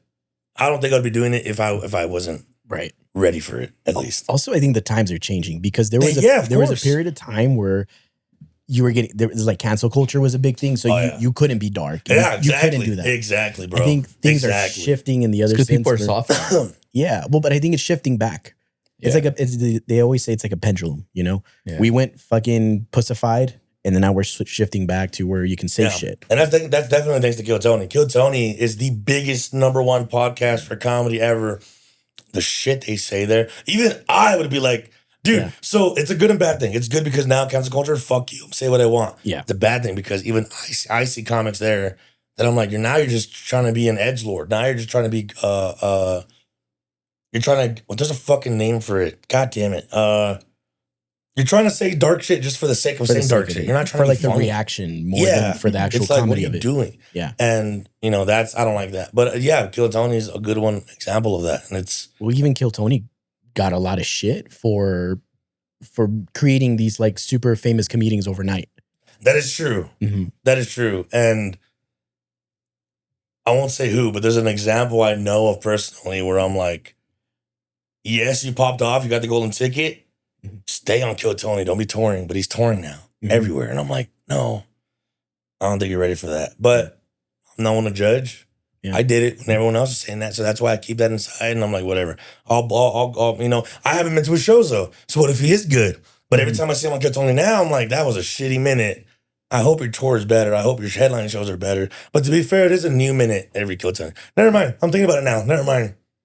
Because it's a new minute every time they go on. Not a... Okay, never mind. That is hard, but like for me, I'm a big Kill Tony fan. I'm gonna go watch Kill Tony in April. You see Paul? Yeah, I did watch Paul. Paul Ramirez on Kill Tony. Fuck yeah, Paul. On there. Yeah, fucking loved it. Yeah, like William Montgomery. He's one that I don't find that funny. Yeah, he does like new jokes every week. But I've noticed now that he's not closing the show anymore. He's opening a lot of the times. Yeah, but he's one that I just don't find that funny. Hans Kim I thought was really funny. Yeah, he's lost it a little bit. What's funny with him, because he's very hit and miss. Yeah, he'll have like a couple weeks where he's just okay, fuck off, and then he'll go on a streak of weeks where I'm like, dude, he's back. Yeah, and it fluctuates. It's always back and forth. It's weird. I didn't know you were a fan of Kill Tony. It's badass, dude. Dude, I'm a big comedy fan. Yeah, hell yeah, man. Yeah, Ari Maddie's like, I think to me right now, Ari Maddie's probably like the fucking funniest comic out there. I should have known you were a real fan when he said John Mulaney. No one says that. Yeah. No one's not a true fan. You know what I like, but it has nothing to do with Kill Tony. I don't think that the Barbosa kid. I think. Oh, Ralph Bosa's good. Yeah. That kid's hilarious. And then he's not like loud or anything. He just talks like chill. Like if he's high, he's like your typical homie. He's just talking like very casual and stuff, but he's saying some funny shit, bro. He reminds me of Josh Ryan a lot. He reminds me so much of Josh Ryan. Yeah. But I'm not saying Josh Ryan. I've known him before Ralph, so I'm not saying Josh copied him. But they both sound like just chill. They're nonchalant. They're just. He's so quiet and calm, but he's still energetic with it. It's weird. Yeah. And his writing, Josh Ryan's writing is really good. Wasn't George Lopez like beefing with him or something? Ralph Bosa, yeah, dude. He talks some shit. Yeah, but George Lopez is, I don't know. That guy been fall off, dude. Yeah. He's on that Perico all the time, huh? Mm-hmm. That guy's always bitching. Funny story, dude. We're actually related to a famous comic. Who? John Mulaney? No, I wish. Bill Cosby, guys. Bill Cosby. No, Craig Condit. He's from California. He's pretty up there. Okay. I had no idea I was related to him until What's his name? Craig Condit. I'll send you his thing. I know how to spell Craig, but continent. Condit. Oh, continent? Condit. So the thing is, we know him as Philip, or Felipito is what we call him. That's like we grew up knowing him. And he's like a second. Yeah. Yo, what? He's like, dude. Holy shit. We're related to him, bro. He's a cousin. Bro, this guy's a Comedy Store regular. Yeah, he's hilarious, bro. I met him when the second time I went to the Comedy Store. Mm-hmm. He's done shows with my boy Salvador Hill and shit. That's fucking crazy, bro. What? So here's the we'll story. Probably see him in July, no? I think so. Yeah, let him know about the dropping. Anyways, what? Well, here's the thing. So just kidding. I was talking. We're doing a family trip to California because we have a lot of family over there. I was talking to my sister because my sister was like planning shit with my aunt that lives up there. Wow. And then my aunt's all like, yeah, you know, I invited this and that. And then like, oh, and like I invited Aunt Tilly and Philip. And we're like, oh, cool. Like Philip's cool. And she's like, yeah, Philip's really famous now. And we're like, really? He's like, yeah, he's like a touring comedian. So he tells my sister's telling me the story. And I'm like, I'm going to look him up. I look him up and I'm like, that's Philip? Because I haven't seen him since I was like 13, bro. Bro. And he's like, yeah, he's like a fucking super famous comedian and shit. So I was like, no fucking way. That's fucking crazy, bro. So I love this motherfucker, he's bro. Hilarious. Dude, so I DM him. Wow. Right? I'm like, I'm going to DM him, see if he fucking remembers me. And I tell him like, hey, Philip, I don't know if you remember me.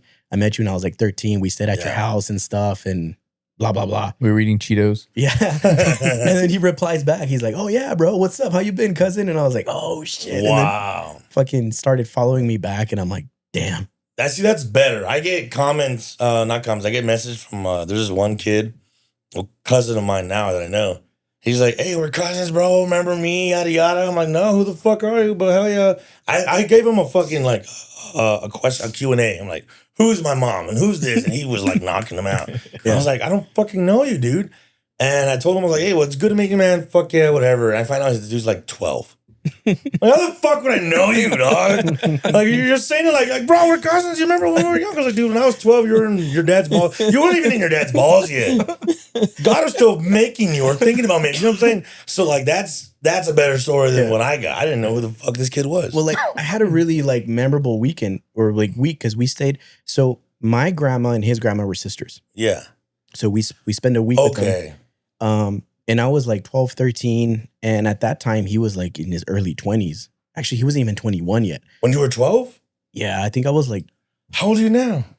He's probably like in his 40s. I'm 33. He's like my age. He's like your age. Yeah. Whoa, he looks young as fuck, dude.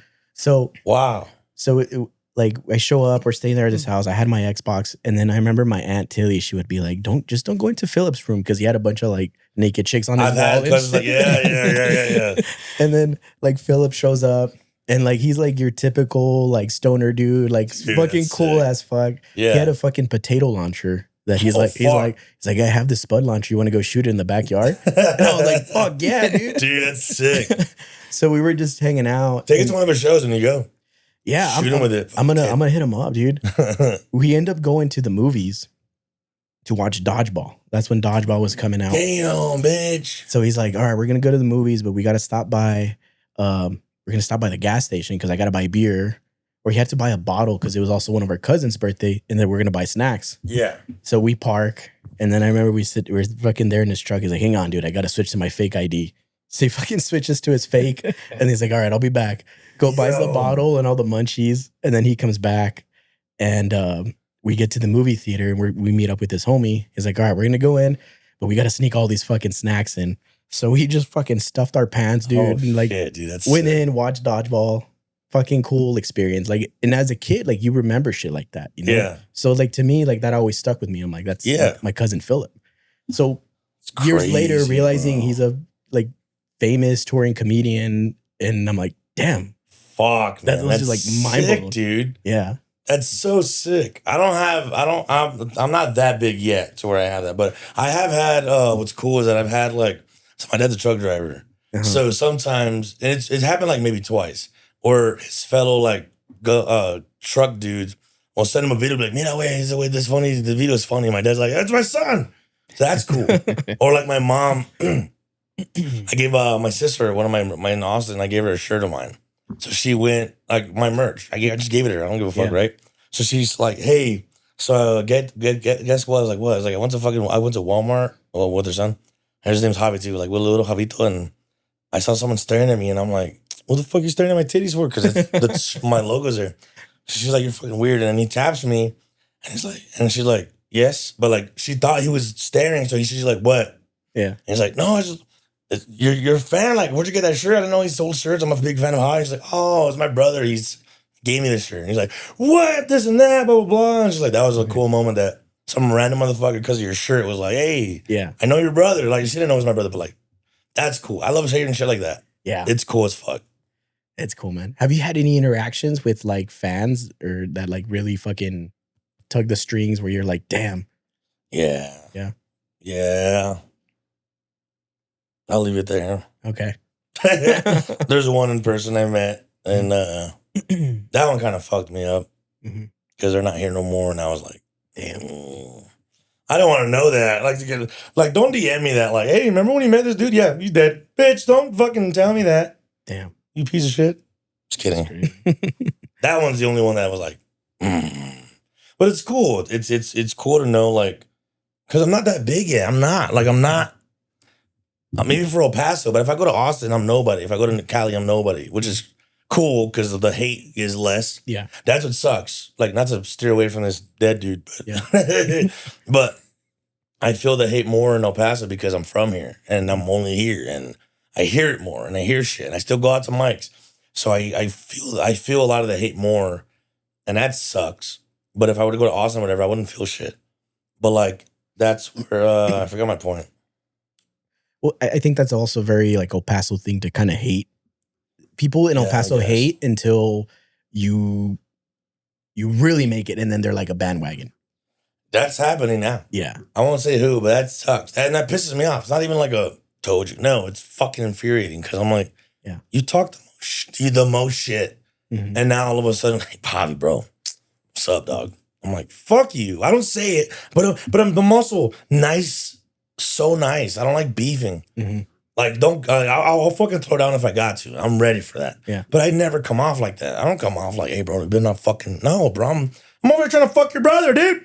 You know what I'm saying? Like, I'm like that, dude. And I try to give spots to my boys, bro. I book too many people on my shows, and I don't care because I'm like, who the fuck else is gonna take you? Because no one's helping anybody. It's like when I started off, once a comic was like going on the road, it was usually to like Alamogordo or like Laredo. Nothing crazy, but the road alone, who cares where you're going? The road was like fucking mind-blowing.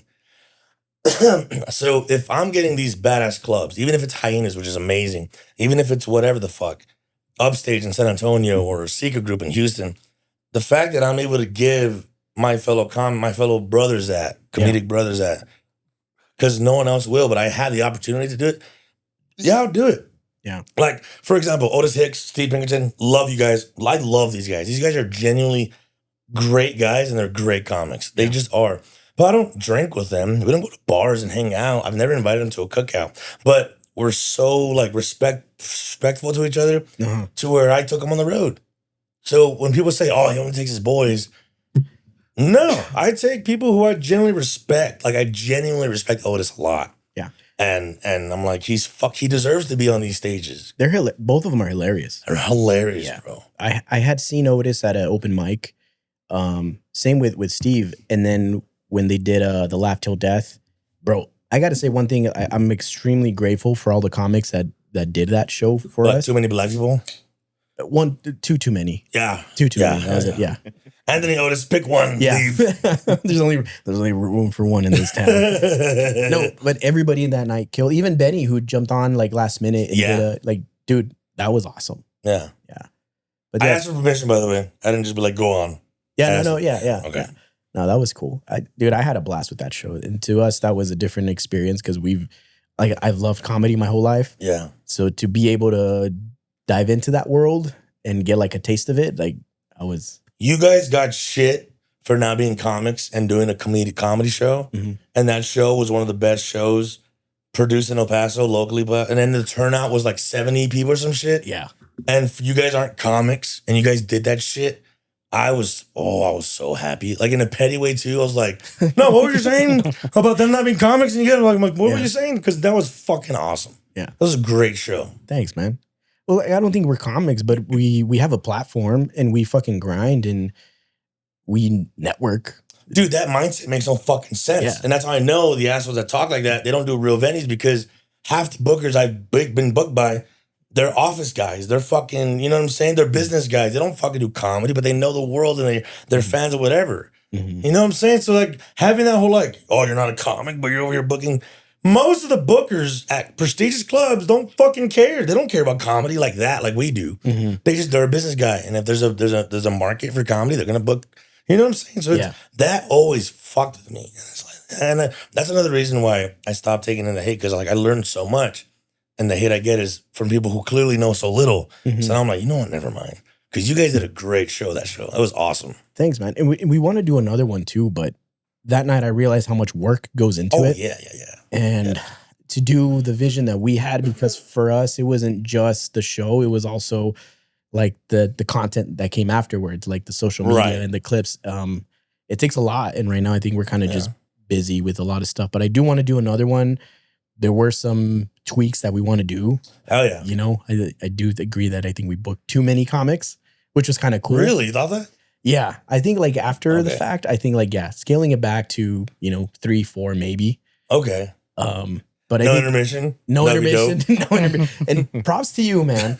Big props to Javi. So we did this show with like, it ended up being 8 comics, which is a lot. Right? Because traditionally, like your shows are like 3, right? And then like your MC. Well, no, that's a headlining show. If you guys are doing a showcase, you could have 8 comics. Yeah? Yeah, Okay. we got to promote it like a showcase. Okay. If you do that, it's fine. I can't have 8. I've had like 7 before.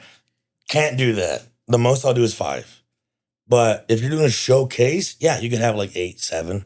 So we did this at the halfway point. We decided to do an intermission. I because, love that. it was running long. It ended up being like a 3, almost 4 hour show, something like that. It was crazy. Dude.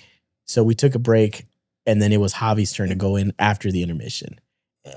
And it kind of like, it slowed down the momentum. People were still at the bar because there was only one fucking bartender at the bar. Yeah. So it kind of ruined the vibe of the show. But you still killed it, man. You were able to fucking roll with that, and you reeled it back in. And that must be hard, bro, because it's like, let's say it's like a soccer game, like they're all into it in the first half. Boom, boom, everybody's warmed up. The game's intense and everything. They go to halftime. Second half is like, oh, they're going to come back. Yeah. Nah, I think it's more like fucking. Imagine fucking, you're about to nut, and you're like, nah, hold on, bitch. You wait like 10 minutes, and you're like, all right, let's go again. You're not nutting no more. Now maybe you all lost it, or maybe you got to go another. Just getting their attention again, connecting with the crowd again. I hate, dude, it's because I hate. You got to bring them back. Yeah, I just hate opening. Yeah. And then I got brought back up. Not your fault, obviously. The host wasn't even a comic. It was He's a radio which he's awesome. Yeah. He's so cool. Yeah. But it's worse when the dude is a host and then brings you on it. If he went on saying jokes, lighten them up a little bit, and then here's Javi. Better. But to have a non-comic, I was like, But the one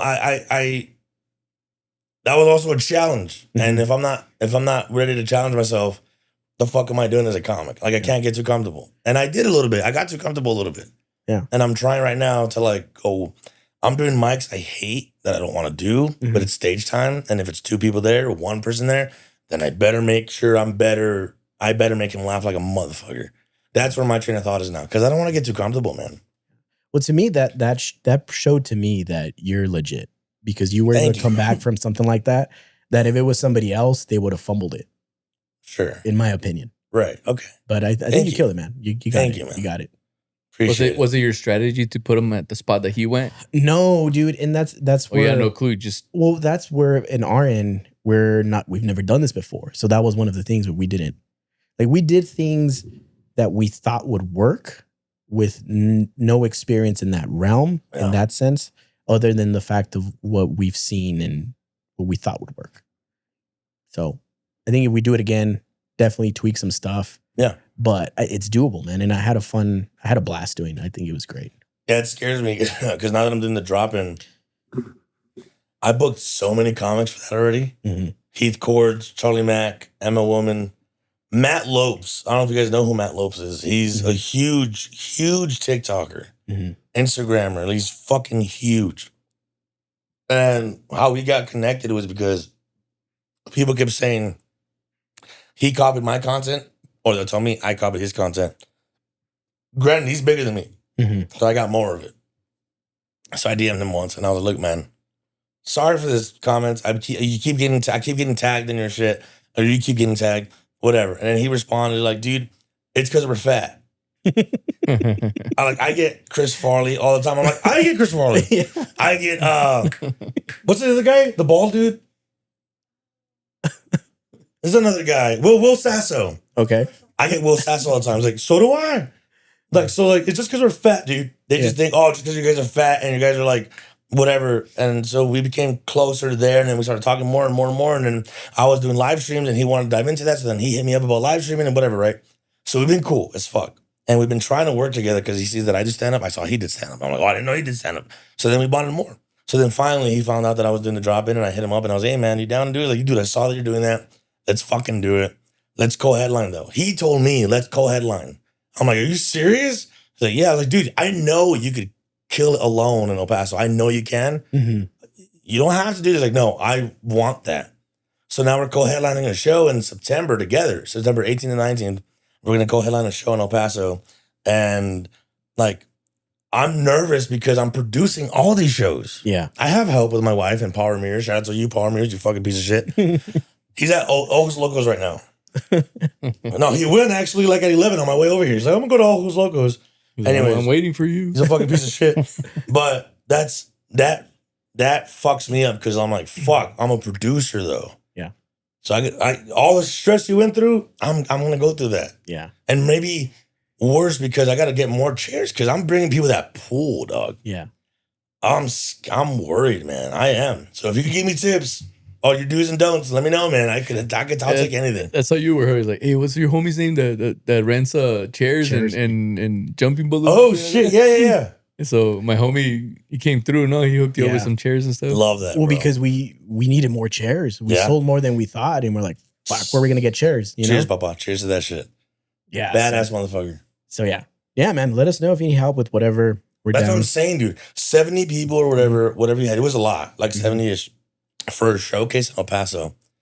Dude, you showed up all the haters you had with that. Both you and Louis. You guys were like, that's for contests, you always get packed out crowds because there's always people that all the comics bring their friends and family. They want them to win. Maybe you have some other standbys who just want to see a show. Showcases, I can't remember the last time I saw a showcase that was that packed in El Paso. Yeah. I can't remember. Even the brewery. I don't know if you were there at the brewery. I didn't go. You didn't go? Yeah. That one was like 50, 40, which is not bad. But 70, bitch. Like y'all had a fucking packed out house. Yeah. It was sick, man. I loved it. I love seeing, even if I'm not on the shows, I don't care. I just love seeing that. I love seeing comedy win, man. The scene needs that. We have to, bro. So I've been taking like Power Mirrors, Josh Ryan, Saul Trujillo. Jonathan Guzman, Anthony Austin Brown, Benny Blasio. I've been bringing these guys on the road. Otis Hicks, right? What meant a lot to me was that a guy from the Comedy Store, Saul Trujillo, my boy, him with his knowledge, telling me that he's like, I didn't know Paso had killers like this, dog. He's like, I did not know. This month, like 3 weeks ago, we went to Phoenix and Tucson. Dude, the praise he gave Paul and Jonathan Guzman, Power Ramirez and Jonathan Guzman, fuck, man. That meant the world because I'm putting these guys on, but they deserve it. All I'm doing is giving them a stage to show how good they are and how good I know they are. Yeah. I'm not making them. I'm not the reason they're killing. No, dude, they need to be in the front of the right eyes, and they are. And that's all I could do. Get you in the right eyes.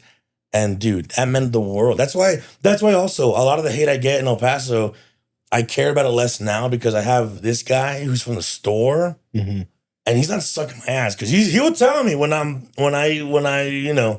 he'll tell me shit that I'm like, fuck, coming from you that hurts.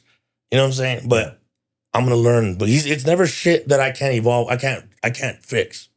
Yeah. So hearing that from him, it's amazing, dude. It's because the whole hate mentality, bro, is like fuck my doctor, huh? Fuck that puto. Tell me I can't drink.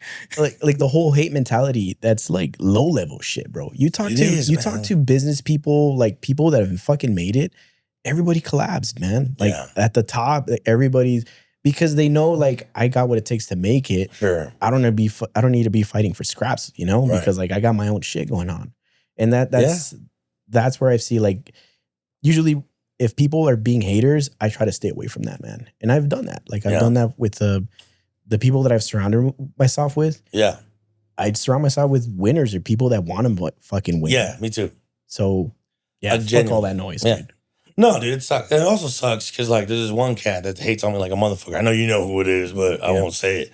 But I'm like, dude, you're doing good yourself. Like it's not like you're a nobody trying to like you're an amazing comic who's trying to work and you're not getting shit and I'm getting everything and now you're better than me. He's genuinely doing dope shit. He's genuinely. I'm not gonna get into it because I know people know who it is, but I'm like, why am I like? I'm so in your fucking mind. Why? Like you're fucking doing great right now too. Who gives a fuck? Like who gives a fuck? They just have that messed up mentality, bro. Like they're haters. That's all it is. They're haters. It can be insecurities, man. It can just be like, dude. You know, whatever it is. I think there's enough bread out there for everybody, bro. 100%. There is. Like, especially in the comedy game. Dude, I'm going through all this shit that like a lot of people in El Paso are like, wow, bro, you're going through this and you're doing this and you're doing that. Again, if I go to Austin and I try to brag about this, I'll have someone there be like, I was on the Tonight Show. Who gives a fuck? I've toured with Dave Attell or Dave Chappelle or you know what I'm saying? It's like, who the fuck are you? Yeah. That's how it is, man. It just pops out because I'm here. But my boy Saul was the one that told me. He's like, dude, you have all this hate going, but that's so minute. If you go to like LA, you're gonna have 10 of those guys. And because of that, it's oversaturated. It won't matter. You won't care. The other thing people don't realize, like, you know, let's say you make it or whoever makes it, and they fucking become a huge sensation and they rep in El Paso, that's only going to bring more attention to El Paso. To all the people here. Like, 100%. It's like what Stephanie Hahn's doing with the boxing. That's great. They're doing a fucking show here that's going to be on pay-per-view. That like the whole world is watching. The world will see an El Paso fight. Yeah. I love that, dude. That's where like, don't do that, man. Don't fucking. You think Jake Paul's going to be here? I'm pretty sure. Yeah, I wouldn't be surprised. I'm pretty sure he's going to be here. With how much noise he's making. Yeah. Not that he's an attention whore, because I know he is. But him putting her on, he's going to want. Yeah. To be like, I saw her win in her city. I brought her on. Dude, she's going to probably be the first multi-millionaire celebrity. No, you said this football guys. Never mind. Sorry, Stephanie. You can't compete with the NFL, I've noticed. Aaron Jones, bro. Yeah. But like that just makes everything. And like with us, we're just the podcast, dude. But we try to collab with others, like Death in a Hoodie. Like, dude, I fucking wish all the success on them. I love because like much. Louis like our homie, man. I love Louis. I love all of them. Dude. They're amazing. And if they do well, then that only means we're gonna do well. Yeah. You know? And I think when you have that mentality with that attitude, bro, I think it brings a good vibe like to the audience and everybody, and I think makes people wanna follow you. Just because if you're a hater, bro, like people like see through that shit quick, bro. Yeah. people see through that shit, and no one likes the guy I'm talking about. I'm not into social. I'm not into social media. Like I'm not a YouTuber. I'm not a comedian, or like, I'm into law enforcement. But I watch all this stuff. I watch you guys. So I'm probably his biggest critic, bro. He is. I'm always commenting on his shit. I'm always fact checking him. That's good. You should be. I'm always like texting him, bro. No, hey, that's the white privilege right there, dog. That's what it is. This is not it. This is what really happened. Magic landing. This is what really happened. The bell that fell and killed people at the store. But you know what? That's not bad. That's true. Yeah. Because my brother's the same way. But when I get props from him, it just means more. We're close as fuck, but I'm not like gay with my brother. You know what I'm saying? Yeah. But when I got the Laugh Factory, he called me. He's never called me ever for no matter what I do. He's like, that's dope. He called me like, yo, Laugh Factory, bitch. I'm like, yeah. To hear that from him, I was like, dude, holy fuck. He's also one of my biggest supporters too. I know he watches every episode. I like him and Louis. Yeah. Hoodie. Definitely. Those guys are hilarious, bro. Like I follow them. The Procesando guys too. Those are chill. They're funny. I like. They're smart guys. I like their setting, bro. Like they do it. They always do it in the wilderness, bro. They're always in the desert. Oh, that's what he did. The guys that shoot in Chapa out they here. use in Chapa, bro. I don't know. They're always in the desert. They do a podcast in like in the desert, bro. Yeah, dude, I'd love to do that. They're dope. Let them know, man. I'm down to do that. They're hilarious. Bonfire, bro. Just drink some brewskis, get fucked up. I like That's exactly what they do. That's sick as fuck, dude. I like those. And then there's other podcasts out there, but hey, man, I want all success and love for everybody. Yeah, everybody. I don't care. I want everyone to win. The more people that win in El Paso, the better for everybody. I always tell Johnny, hey, when are you going to get Johnny Cage in there? Like, Johnny Cage, the local celebrity, right? And oh, yeah. Isn't it Cash? The DJ. Or the DJ Cage, yeah. Johnny Cage, yeah. And he's like, man, like. You know what the one I want? I went on Kelly Q already. I love Kelly Q. I grew up with Kelly Q more than any other rock or any other station ever. And Buzz Adams loves me. Nico, I love Nico. Fuck you, Nico. But I want to get on the Fox Jukebox because of my mom. Growing up, every Sunday she would play that shit. Yeah, bro. I want to get on the Fox. I don't even know if it's a thing anymore. We used to have back in school, bro. In the gym, there used to be one of the coaches is always playing that station. That's the one that plays like the oldies and stuff like that, right? Bro. Yeah. Coach Chitis. They were always playing that in the gym, bro. Yeah, like, bro. In the weight room and stuff like that. That's how I remember the Fox. Hey man, I look, I don't look it obviously, but I was raised very Chicano, bro. Like very, very hardcore. I was Bailon. I fucking wore like Dickies and all that shit. I had the Tim, now I got Ariats. Hey. But I had all that shit, bro. I was raised very like that. And then my mom moved to Austin, Texas when I was like 8. So I moved with my dad. And then that's when I learned just to not try to be just like a felon. You know what I'm saying? But I grew my hair out a little bit. But it's still in there, man. All that shit, that lifestyle, the whole, wearing the plaid shirts, but only buttoning up this and leaving the white tee and having that shit open. And I'm very, very attached to that lifestyle. So that's why I like the Fox Jukebox. I want to make more jokes about it. I want to show more. I have like a lot of, I relate so much to that culture that I know. I even want to do a show for the drop-in called Cry Now, Laugh Later. No, Smile Now, Laugh, Cry Later. Mm-hmm. Because that's a very famous saying in the Chicano world. They have like tattoos and shit. It's a happy, sad mask, right? Yeah. I want to do that and only have like Chicano or Spanish comics and invite like the Cholos and the Chicanos and Chicanas and have lowriders there. I want to do a big show for that culture. Do that in Segundo Barrio? That would be sick. Or fucking Jackie's. Everyone gets shot. But going back to like the celebrity, like Johnny Cage, like when I used to tell him, how come you don't have my own pod? Like, And I appreciate what Johnny, the way he thinks, bro. He's like, I'm sure he hasn't told me about it, but I'm sure like the way he thinks, like I don't want to have this big celebrity just to try to get likes and followers and stuff like that. Like you want to do that shit on your own, and you've done it. You've done this thing like without having to have a celebrity. You know what I mean? Because maybe for that episode, maybe for that one episode, like you're gonna have a lot of likes and stuff, but they probably won't like your other shit. Yeah, because it's better that you build up. Yeah. And then maybe later in the future, once the pod is bigger, whatever, maybe he can be. It's a crutch, bro. Like you're only hurting yourself. Like where are you going to, and I love having guests on, but it's like as you said, people are just gonna watch for that episode and they're not Right. gonna tune in for the next one. Yeah. What's the point of that? I love that you said that. You know what sucks? This is like real shit. Uh-huh. You know, the thing that sucks is that my best jokes that are part of my set, 90% of them are just improv things that I thought about doing crowd work, or maybe I had like a little tiny one-liner and on stage I just couldn't stop talking about it because I thought of more shit. Mm-hmm. And then I structured it after the show because I was like, that was good. A good example was I did a show with Chingo Bling, and I wanted to warm up the crowd before I talked about my shit, my jokes. So I talked about, like, hey man, I got a new belt, but you can't see it because my panza, and it fucking murdered. So then I dove more with it, and I talked more about it, and I talked about how, like, I pick up my panza and I let it go to slap I only pick up my panza when my girl blows me, Yeah. and I let it go to slap the bitch if she bites. Yeah. I'm like, that's all up here. So then I wrote it, structured it, made it a part of my set. So now, like, I wrote an opening for it, and now I have a segue for it. There's a lot of my jokes that are just, I wouldn't say improv. No, yeah, I guess. Yeah, it's.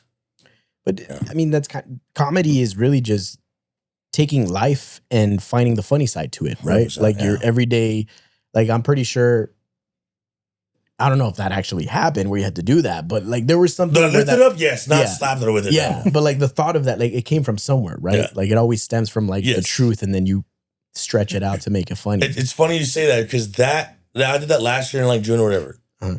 That's literally what made me be like, my best shit is real. Yeah. If I have to think about what's funny, it's hit and miss. It's all right. It's whatever. But not that it never fails, but dude, if I write a brand new joke of something that never happened, but it's just something that's funny, rather than something that's true, I get way more laughs with the true shit. Yeah. But it took that story it happened once. She was giving me fellatio services. It was actually Paul Ramirez. And I lift up. But I didn't need to. It's like, oh, no, you're good. And I let it go. But that thought of lifting up, because I couldn't see it, so I was like, oh, no, you're good, bitch. Yeah. That stuck with me forever. Yeah. That stuck with me forever. And yeah. Authenticity, I think, is the thing. People see through authentic. Bro, I think even like, I heard this advice, but it wasn't for writing jokes. It was for like authors or something, write from truth. Mm-hmm. You know? Yeah. Don't write from like shit you don't know. So if you've never been a cop, you better learn a lot about cops before you write about it. Yeah. Don't just you know what I'm saying? So it's like right from the truth. So it's like the same way with comedy. Like, dude, don't just sit there and think, what's funny? Dude, if you're a new comic, write from real stories and then write that in the structure of like the way you should write us a joke and just go for it. Like, yeah, dude, 100%. I see that a lot in Kill Tony. Like sometimes like comics will bomb and then they go into the interview and they start talking about their murder. Life. And and it's like hilarious. And they're always telling like, talk about that. Yes. Yeah. Why didn't you talk about that? Oh, I thought the joke about the donkey fucking a horse. Like, no, dude, talk about you getting molested by your dad. Yeah. That's funny. That's funny. We want that. We love that. Yeah. Now, I did get molested once. And I have a joke about that. But it's not by my uncle. But I do have a joke where I'm like, tío, no me tocas ahí. Yeah. But like, that was a phrase I learned because this dude was a bean. So I'm like, how do I translate? Hey, man, no. Oh, yeah, no me tocas ahí. Yeah. I learned that because of that. It was a whole thing, therapist and all that shit. But like, yeah.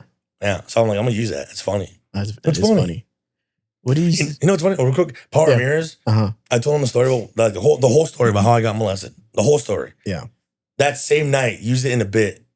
Because he has a joke already about pedophiles like Epstein Island. Yeah. Use that joke. Use that part of my story. Mm-hmm. And he still uses it and it kills to this day. Damn. Swear. Paul's really dark too. Yeah, he is. Yeah. But he's so palatable. Yeah. I've noticed that. That's the thing that, like, you know you're a real comic when you can make like, I tell my boys to go to my shows. I obviously, because I'm blessed enough to where my brothers are genuinely funny. Anthony Austin Brown, killer, is a fucking goat. Benny Bellagio is hilarious as shit. Paul Ramirez, funny as shit. Josh Ryan, like these guys I'm not booking them because they're just like sucking me off. No, they're fucking funny. Yeah. And how you know that is, I'll say Paul and Anthony for now because they've been on more of my shows. No one is there for them on my shows. They don't give a fuck about Anthony. They don't give a fuck about Paul. Mm-hmm. They're just noise until I go on, right? But then they fucking murder to a crowd that's like, I don't know you, I don't care about you. Where's Javi? And then they murder. Yeah, like that's how you fucking know you got it. Yeah. And it's not just once, dog. It's multiple cities, multiple whatever, Arizona, multiple states. They do mic crowds that don't give a fuck about them. And then after the show, guess what? They know Paul Ramirez. They know Anthony Austin Brown. They know Bellagio Benny. They're like, yo, you're fucking hilarious. I'm like, that's fucking amazing. Yeah. That's what I love. That's how you know you're good, man. When you can just fucking kill it every fucking show, dude. Yeah. Dude, it's crazy. Anthony's, he's probably one of the best comedians here in El Paso, if not the best. Honestly, I think he's the best. I do, but he invited us to his special premiere when they did. The premiere, fuck yeah, dude. Yeah, so we went, dude. That shit was hilarious, bro. Yeah, and to see like an El Paso comic put on a special, like even and props to Gus for the production side of it, dude. Shit was good. Like it was fucking good. I wish he had a different team handling the special and handling the promotion, all that shit. I do wish that because Gus Buzz, he did more than he should have. Way more. Gus Buzz came through, man, and helped that motherfucker out, and I love it. And I think that goes to my point of like, I feel like maybe stand-up comedy in the city isn't looked at as like important because if we were a rapper or singer doing a tour, I think that would get more recognition than comedians doing it. Or like Anthony making a special, that's big. I don't know the equivalent of a special to music, but if Anthony was a musician doing whatever the equivalent of a special is, I think that would have got more headlines. That would have got more love and respect from the city. Yeah. So it's weird, man. It's weird. Yeah. I guess it's like putting out an album or. Right. Okay, there you go. Yeah. An album. Yeah, there you go. Your first album. Paso's very on. And not no like, I paid Fit Fan for this. No, people would be bragging about it, proud of it, talking about it. But it's weird. I guess comedy isn't seen that way. I did a commercial in El Paso. Yeah. Yeah. And I love it. The Shack. Love that. We don't talk about Paul Ramirez in that Shack, the commercial. You got cut out of it. I thought it was funny because we went to the show you put on the Shack and he was fucking throwing shade the whole night. He was so fucked up and drunk and mad. He's like, hey, you guys like the Shack? Yeah. Fuck the Shack. Hooters is better. I'm like, yo, no. No, dude, don't do that. He's like, yeah, fuck it, man. I was in the commercial. You didn't see me, but you'll see me at Hooters for sure. Yeah. Dude, in hindsight, it was fucking hilarious, but at the time, I was so pissed. Yeah. I was so fucking Well, that's why pissed. I love Paul, because he's a very original. He doesn't give a fuck. Like, he's going to say what's on his mind. Dude, we did a show in Houston once last year. He was so fucking hammered, and I mean hammered. I've done shows drunk. That was blacked out. Nah, man, yeah, right. You know, it pisses off everybody. We were mad at him for being drunk. We were all of us, me, Greg, Benny, all of us were like, well, when he gets off stage, we're gonna give him shit. And this motherfucker does good. So it was like, what the fuck are you doing drunk? And we're all getting mad at him. It was like, I didn't bomb. I'm like, you're right, but God damn it, motherfucker. Like, you didn't bomb, you're right. And it was like an 80-seater, 90-seaters. It's easy to bomb there. Yeah. No, he didn't kill, but he did fucking good. I think I've only met Paul sober once. I don't think I've ever met Paul sober. And I've known him for years. It was when him and Anthony did our pod to promote the Laugh Till Death show, and they were doing Sober October. And yes. And he had just started Sober October. Yeah. So he was like miserable. That's the thing with Paul, and I don't get it. I don't know if any alcoholics experience this. It's bad. I genuinely am worried about him, and I talk to him sometimes because I'm like, buddy, wait till 12 in the morning at least. Yeah. No, that's 7. You know what I mean? Wait later.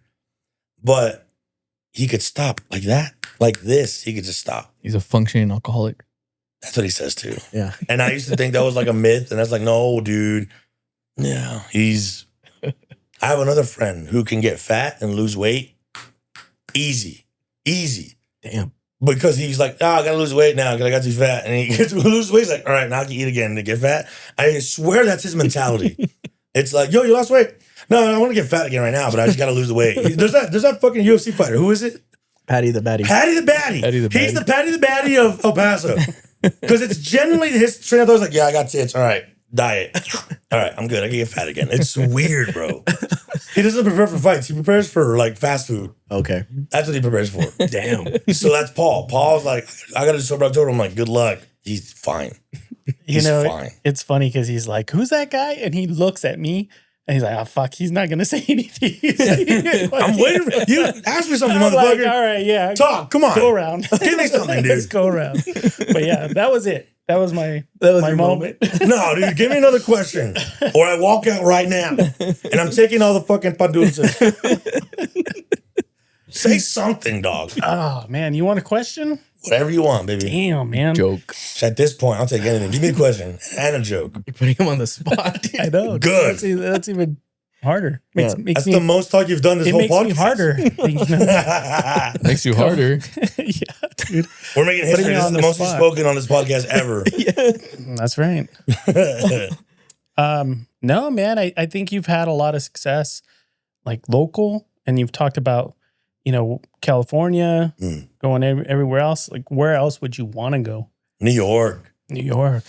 And I got connection in New York. I got hookups in New York that like genuinely like I got you. But what's crazy about New York is it's a showcase city. You can't really headline there unless you're big. Mm-hmm. And I've learned I didn't know that about New York.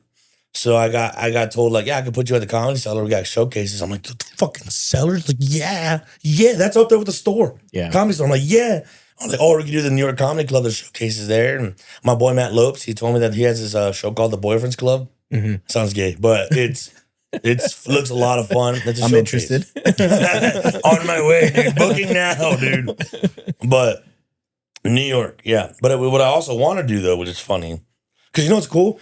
California, I've been going so much; it's becoming a part of my scene now. Mm-hmm. I forgot who it was. I think it was Javi Luna who told me. I did a show with him with Chico Bling, and he told me like I was talking shit about my scene here because I'm like, I get a lot of hate, whatever. He's like, yeah, but the more you tour, the more El Paso's not going to be your scene. It's going to be Texas.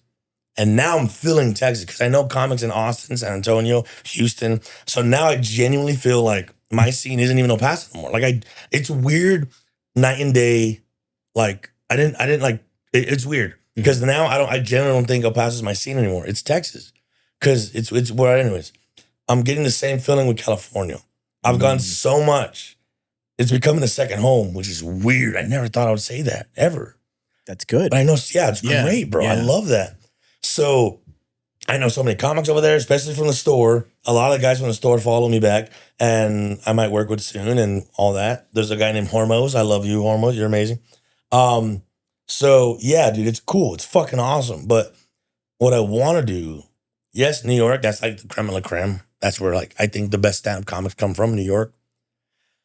I want to do a butt fuck nowhere place, dude. I want to fucking do a show at like Mississippi or something. You know what I'm saying? Yeah. South Dakota or just something where like, fuck you. Why would you go there? I want to do a show there. Yeah.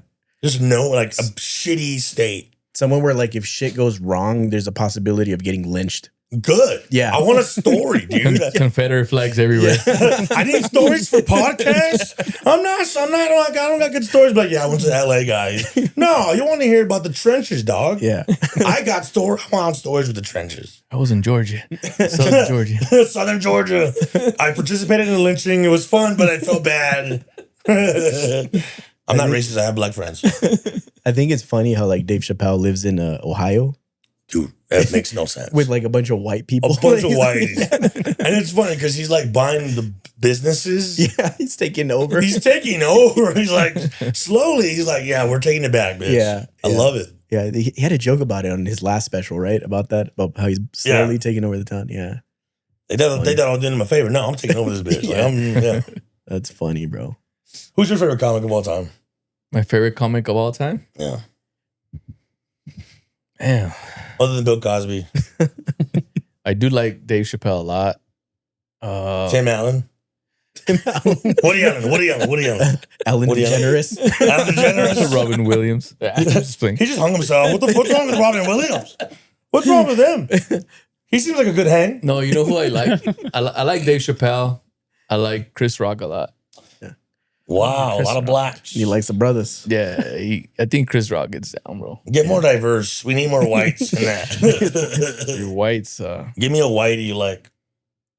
You know, I've only ever seen Dane Cook in a performance. Like we paid to go see. Wait, him. you've seen Dane Cook? Dane Cook back in I don't know when at the Pan American Center. He was another comic. So now you're reminding me, it was him, it was Fluffy and Cat Williams.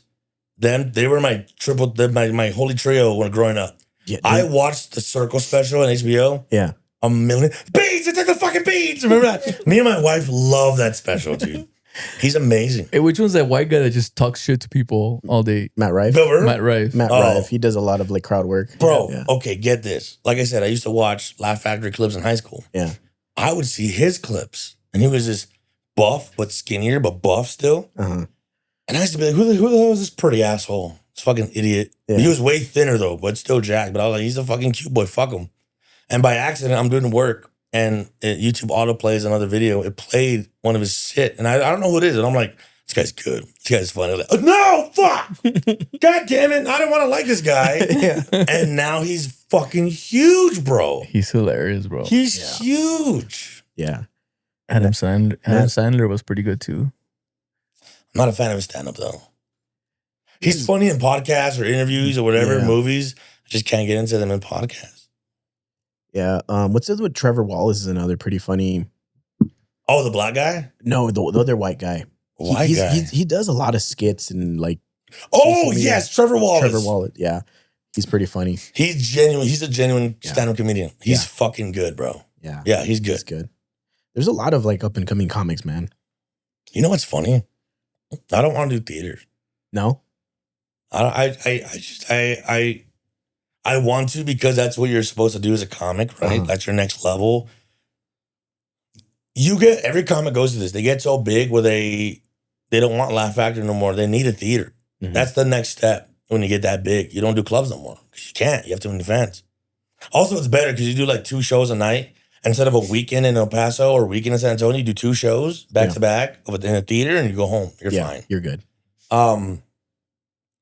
I've thought this, and then my boy Salvo Trujillo, he's toured with Felipe Esparza a million times. He's doing a show with Renee Vaca soon. Mm-hmm. They're gonna do a theater, and he's like, "Yeah, dude, I don't want to do it. I'm gonna be with Renee. I don't want to do it because it's a theater." And I'm like, "What's wrong with that?"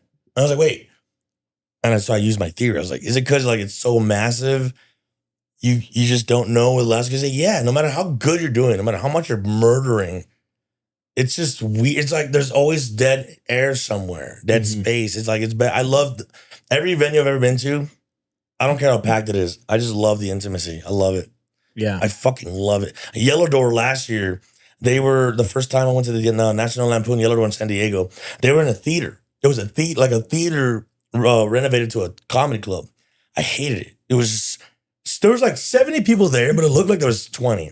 1, 2, the sound was weird. Even though they were all dying, you could just feel the dead air up there. And I'm like, all right. But then they moved because that building got shut down or whatever. Someone died there. So they moved to another spot. Now they're upstairs on this other spot. Still fucking awesome. But now it's an intimate club. It's small. It's like 80, maybe 80. But they're like right in front of you. I'm like, I love that. Yeah. I love intimate clubs that are like the Burnett's. Clubs that are like the Burnett's. I love it. Oh, I love it, bro. So I got to go to the Comedy Cellar when I went to New York. I've gone twice. Bitch. How is it, dude? Badass, dude. Yeah? Badass. Badass. The second time we went, we got there early and we sat right in front of the stage. So we were getting picked on all night by every comedian. I love it. Raleigh, my homeboy Raleigh, he was there. And he wore a flannel, so he looked like a typical Mexican dude. The whole night, it was all fucking essay jokes or like cholo jokes. I love it. But we were right there in front, dude. It was badass. It's cool, man. I love it. Was it? Because I've never been. I've only seen some videos and stuff. Is it like? Does it have that vintage feel to it, or yeah? And does it feel modern? No, it's a fucking basement. You walk down to it. They have 2. So it's the one next door is like the Pussycat doll or the Black Pussycat or something like that. And then there's one that's downstairs. And then they take your phones away. Yeah. Yeah, you have to put your phones in a little bag. A Ziploc. Yeah, and they close it. And it's cool because you get immersed because you're not on your phone. Nobody's on their phone. Everybody's just laser focused on the comedians. And yeah, you don't know who's going to pop in. Yeah, they told me that at the Comedy Store. They told me in the emails with my manager. They're like, yeah, we're taking away everyone's phone, and you can't film either. And if you need you're not allowed to film, but you can have a photographer, but we got to vet him first. I'm like, what the fuck? You know what I'm saying? Yeah. I already have a photographer on lock that I want for that. He takes amazing photos, but So I even had to ask them, like, well, I do this thing after my shows where I show love and I make everyone pull out their phones and I do a video. Can I do that? And they're like, yeah, thank you for asking. You can do that. You're fine. Okay. Like, that's it. I'm like, fuck, dude. Even I can't, like, really have my phone out there. Yeah. It's weird, but that's just how they are. The hardcore clubs, yeah. Even when I saw John Mulaney at the Abraham Chavez here, they took everybody's phones away. Even there? Oh, even there. shit, I didn't know that. Before you walk in, you have to, there's like a little station and they're like magnet bags or something. Yeah. Because those, they just seal up. And then once you walk out, you give them your bag and they scan it and then you can take your phone out. So they have, how do you get it back? Do they have a code or a name? Yeah, it's like a little magnet, I think, where they scan it and it just opens up for you. Oh, Pretty shit. like high tech. But Yeah. as soon as you walk in, you have to phone, put it in your pocket. Holy that shit. little bag. I've never experienced that. So you're carrying a little purse with you the whole night. Oh, you carry it. Yeah. But you can't open it. You can't open it. Oh. So when you walk out, they activate it again and That's it smart. opens. That's smart. Yeah. Wow. But it's cool. I'll just leave my phone in there and take the bag. I'm like, fuck you. I'll just shove it up my ass, dude. Oh, and then God it's up in the damn. show.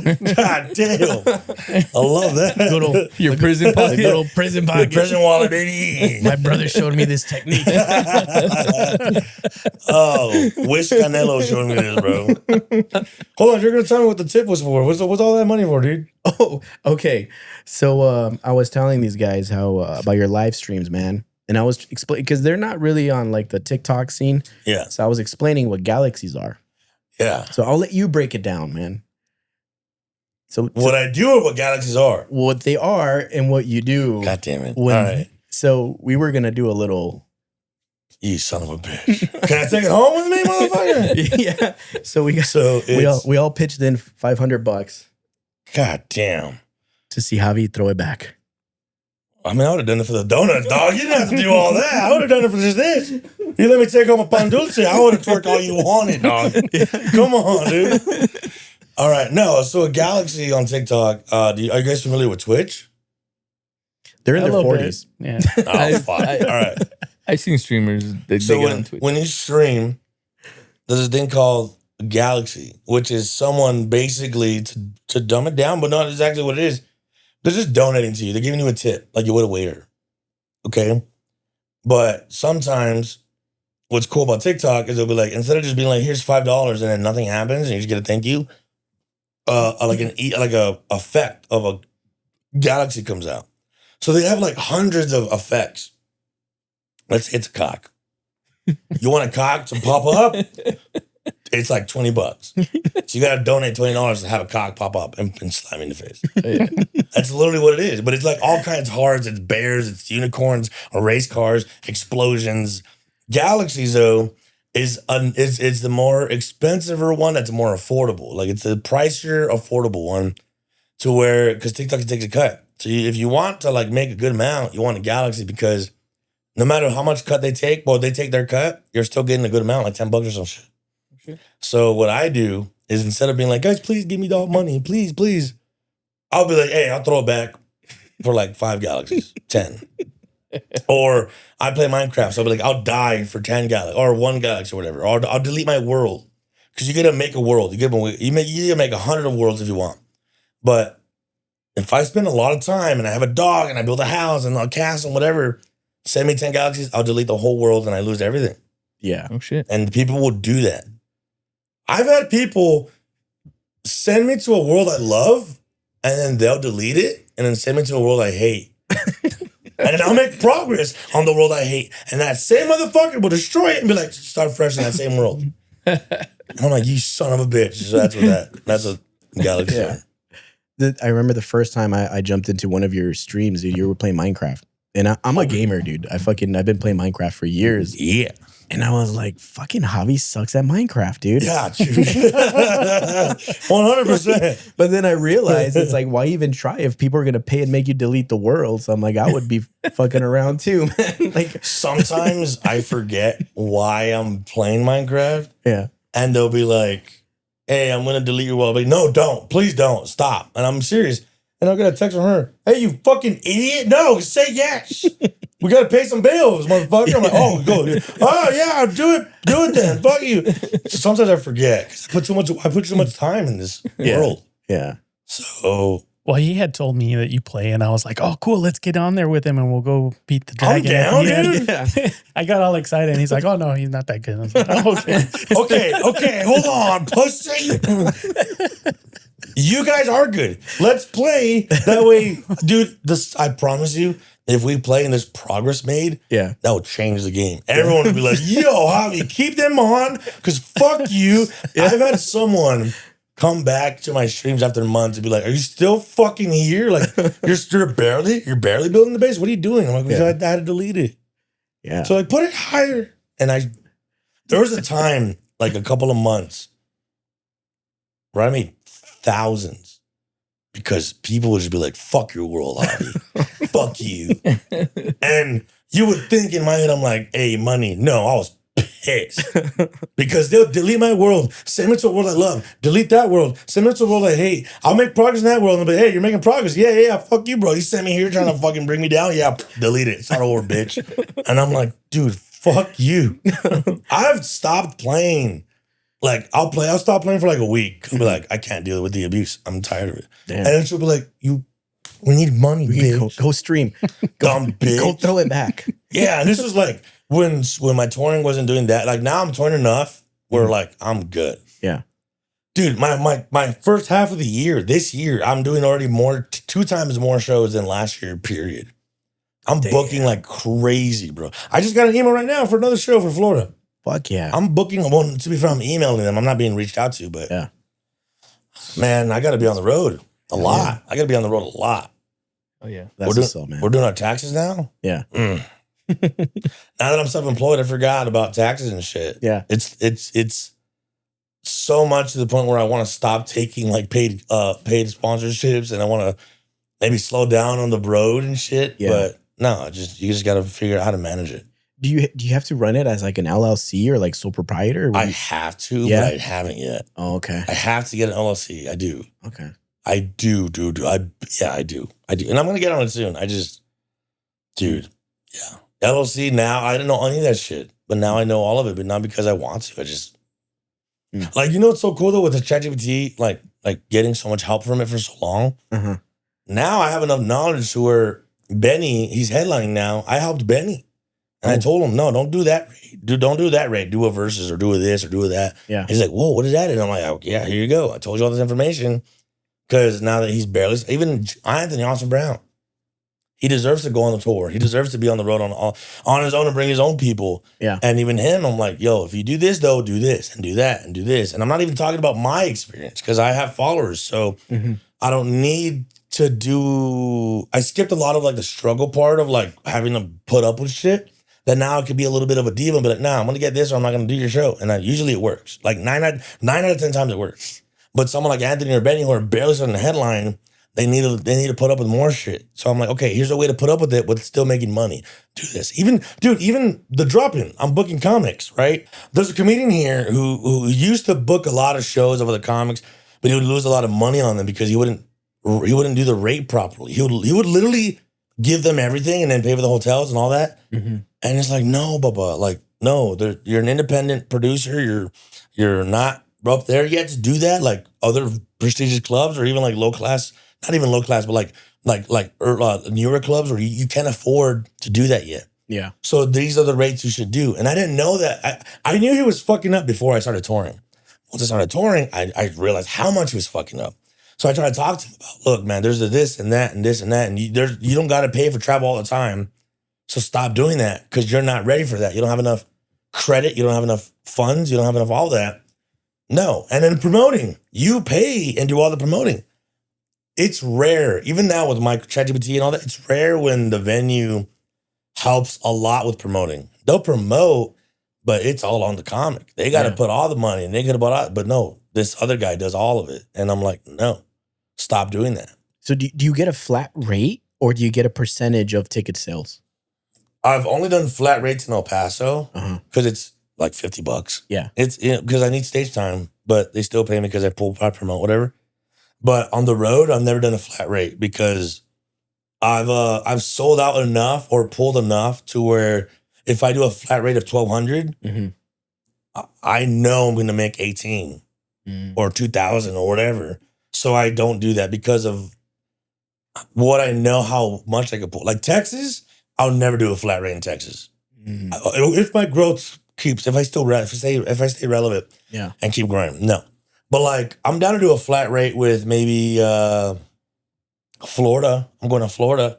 I didn't do a flat rate because they gave me options. Yeah. But if they were, I'll be like, hey, $1,200 to go to Florida. I'll be like, fine, just take care of travel and I'll do it. It's just because it's like a new territory I've for never you. been. Yeah. I don't know. Oh, it makes sense. But Arizona, I've sold out already. California, I've sold out. Texas, I've sold out. Yeah. California, I'm still willing to get flat rates depending on where it is. If it's near the LA area, I'll probably be more accustomed to do it because I don't really do LA other than the Comedy Store, but I haven't done it yet.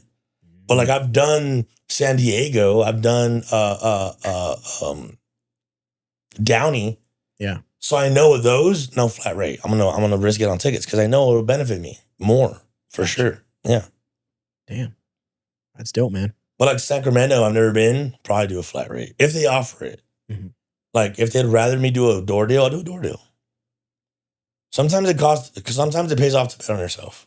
Yeah, for sure. Yeah. Yep.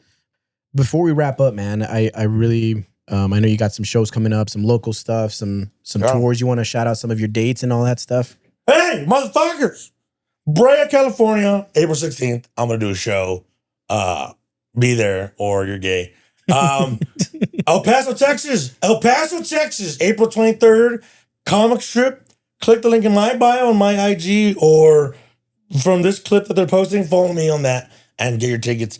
Laredo, I'm doing a whole Texas tour. So I'm doing El Paso, Midland, Laredo, Fort Worth, Austin, San Antonio, and Houston. Fort Worth and San Antonio, 2 shows that night. So get your tickets, link in my bio, or you're gay. Wait, real quick, did you guys see my post today? That's just popping off like crazy, dude. Javi Bailon is dead. I was just telling him about that before you got here. Dude, 106,000 views. Huh? That's what I was telling him. He died before he could make I don't think he's going to make it to the pod. R.I.P. boys, I can't make it. All right. Well, thank you so much for coming today. Thank you for having me, man. I love you guys. Love you, brother. Sal. I love you. Make sure you guys like, comment, subscribe. Check out Javi. We'll be there at the El Paso comic strip and check out all his shows that are coming up, man. Hell yeah. By the way, I got you guys on my guest list. Just let me know the information, the names. I got you too, but you gotta sit in my lap in the green room. Bro. He'll be the fluffer. Oh, baby! I'll bring the sweet bread. You gotta carry me on stage, dude. Thank you guys for coming to me. Thank you guys for having me. I love you guys. Have a good